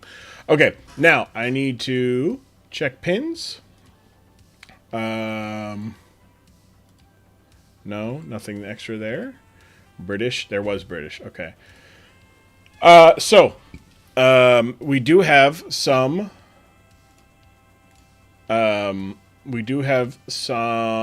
Terra captaincy stuff to do. Orin, the British Bangers, they're going to have a Terra Ghost. We'll do my face so you can see my big, beautiful face. Miss Magus is Terra Fairy, as well as Ghost, Electric, and Fairy. Basculin is going to be Terra Elemental N-O-P-Q-R. Yeah, Normal and Rock. And what alphabetical is a lot. Dark, and then Fairy on Mabostiff. Then, after that, we've got Cambridge did not add any this week. Colorado did not add, or Colorado is done. Dallas, nope, none yet. Delaware. Levani is going to be Bug, Ghost, and Water, I believe. Yes. Okay. I hate that it doesn't automatically freaking. Okay, good. Edina. Let's see. Is there a new one? Yes. So Typhlosion is going to be Fire, Water, Fire, Ground, Water. We gotta fix this here. So Poison, Flying, Water. And then the Zebstrika is going to be Electric, Ice, and Water. Okay, good. Indianapolis, no. Long Island does have one. Let's see. Or did it? Or did you? Just the ones you posted the other day. Did I add those ones? I don't think I did. Nope. Maybe I did. Hold on. Long Island, flying, electric, flying, water, and the Overquill is going to be poison and water. Man, what the fuck? Be centered. What the hell? Minnesota did have stuff. Magmortar, Fairy, Fire, please. So Minnesota is going to have Fire and Fairy on its Magmortar now. Montana is got their 9. New York, I don't think, has any at the moment. Nope. Pig's Eye. Did you add any new ones? Embor. No. Okay. Sacramento. Did I pin these ones? Yes. Throw. Belly Bolt has grass. Okay. And then Twin City, I think, has one. Yes, okay. It is going to be... we're throwing ground on Alola Mola as well. And Avalugg will finish it off as Ice, Ghost, and Fighting. So, there is your complete. I'm bumping everything. I'm sorry. All right, your complete rosters. Everything is correct, up to date, including the free agents thing. I'll do that. I'll make this transaction thing later. But yes, your rosters, your next week's schedule for everybody. By the way, next week's schedule is a good one. Next week's schedule, a very good one. Very, very good one. We got Delaware and Pig's Eye, as well as Pig's Eye and Aussie, as well as Aussie and Minnesota. We got Dallas and British. We got Arizona and Colorado. Colorado and Cambridge will play as well. New York and Montana. Indianapolis and Cambridge. So Cambridge, these four have 2 games next week. Long Island Duckletts and the Edina Sting. And the Twin City Thick Boys and the Sacramento Coffins. So, now we get to decide now who's going to be the premium matchup of next week and who's going to be kicking some things off. There's some interesting picks here. I would, part of me wants to see Basque tackle the Trick Room again. Also, Trick Room Rain. The rain versus the sun? Maybe. Indiana taking on Cambridge, but I don't like to, maybe put them on because we did do premium matchup against Oregon, and when maybe there. I'm thinking Sacramento and Twin City. Are you scheduling them on the spot? I mean, this is all done. These schedules are all done. I'm just saying who's going to go, whose replay gets played last. Roy, all these games are played during the week. None of these games were done live. They were all done on the spot earlier this week, and I just showed the replays. 2 doubleheaders? Yeah, 2 doubleheaders. We could potentially have 10 matches next week. 10 matches next week. Hopefully we have 10 matches next week. So hopefully we have 10 matches next week. Means we'll probably maybe start stream a little sooner, or we'll just do a quick rundown. I don't know. We'll see. But yeah, we've got our this is gonna be our premium matchup next week. Twin City. The people want the Osh. The people want the bullshit. Diabeto and Osh will get the premium matchup, the main event next week. 2 undefeated teams taking on each other, and then maybe we'll get some new blood in the premium matchup there. Yeah, in the kickoff there. Wouldn't mind seeing Dallas and British in the kickoff. Chat, who we want to see in the kickoff, right? Because I know we're definitely getting Osh and Diabeto in the main event. Osh has been electric this season. Like, look at this, 1-0, right? Twin City 5-0. But it was a close fight. It was, that's one of those scoreboard tells a different story than the actual game. 1-0. So very close games. Sacramento, same thing. 1-0. I think they've got one. Where'd you go? Sacramento 2-0. I think it's a 3-0, right? Where you at? 4-0, 4-0, 4-0, 1-0. Wait, that math is that's 6. Yeah, that math is mathing. Yeah. That's definitely our kick. I think our kickoff game is going to be Roby and Arn going at it. Some super offensive teams kicking things off. I think it's good. The other option we have is Aussie and Minnesota for week 4. Because obviously we'll play these ones, so they'll be our first. These 2 will be our first games on stream. But kicking off week 4 will be one of these 2 games. I'll decide later. I'm leaning right now to Dallas and British, but also Aussie and Minnesota. It could be some fun stuff. Actually, that's probably going to be the kickoff right there. Yeah, now I'm thinking about it. That's the kickoff. All right, everybody. Thank you so much. If you enjoyed what you saw today, perhaps give a like. Perhaps give a follow. Shout out Sandy. The GOAT. Yeah, that's good there. Oh, that's the wrong one. I want this one. There we go. Thank you guys so much. Appreciate it. I will see y'all next week. next Sunday, same time, 7 o'clock, maybe a little earlier. We'll see. Or maybe we'll just not as much bullshit and get through some of the things. Maybe save some of the post-game press conferences for the double-ups, for the double-headers on their second matchup. But thank you all so much. I appreciate it from the top, the bottom, the sides, the corners, the back, the front, the inside, the outside of my heart. It was a pleasure. I think we covered everything. Yeah, we covered everything. And hopefully the Niners are losing and the Chiefs are winning because I'm bitter and I don't want to see the team that cried all season about how they should have won if Brock Purdy didn't blow his arm into thousands of pieces win. Who knows? I don't know. I don't know what the score of the Super Bowl is. Hopefully Usher was good. I hope everyone enjoyed Usher and enjoyed today's DSPL stream. Between now and the next time I see you, which is maybe Sunday, maybe sometime after that, maybe before that, I hope you guys do a couple things for yourselves. Be good to yourselves. Be nice to people around you. Do something kind for a stranger. It's easy and it's simple. It's just giving them some space at the grocery store, keeping the door open for them, covering your mouth, whether it's when you're coughing into your arm or something, or wear a mask. Shit's getting crazy again. Trust me, guy who works at a cemetery and a crematorium.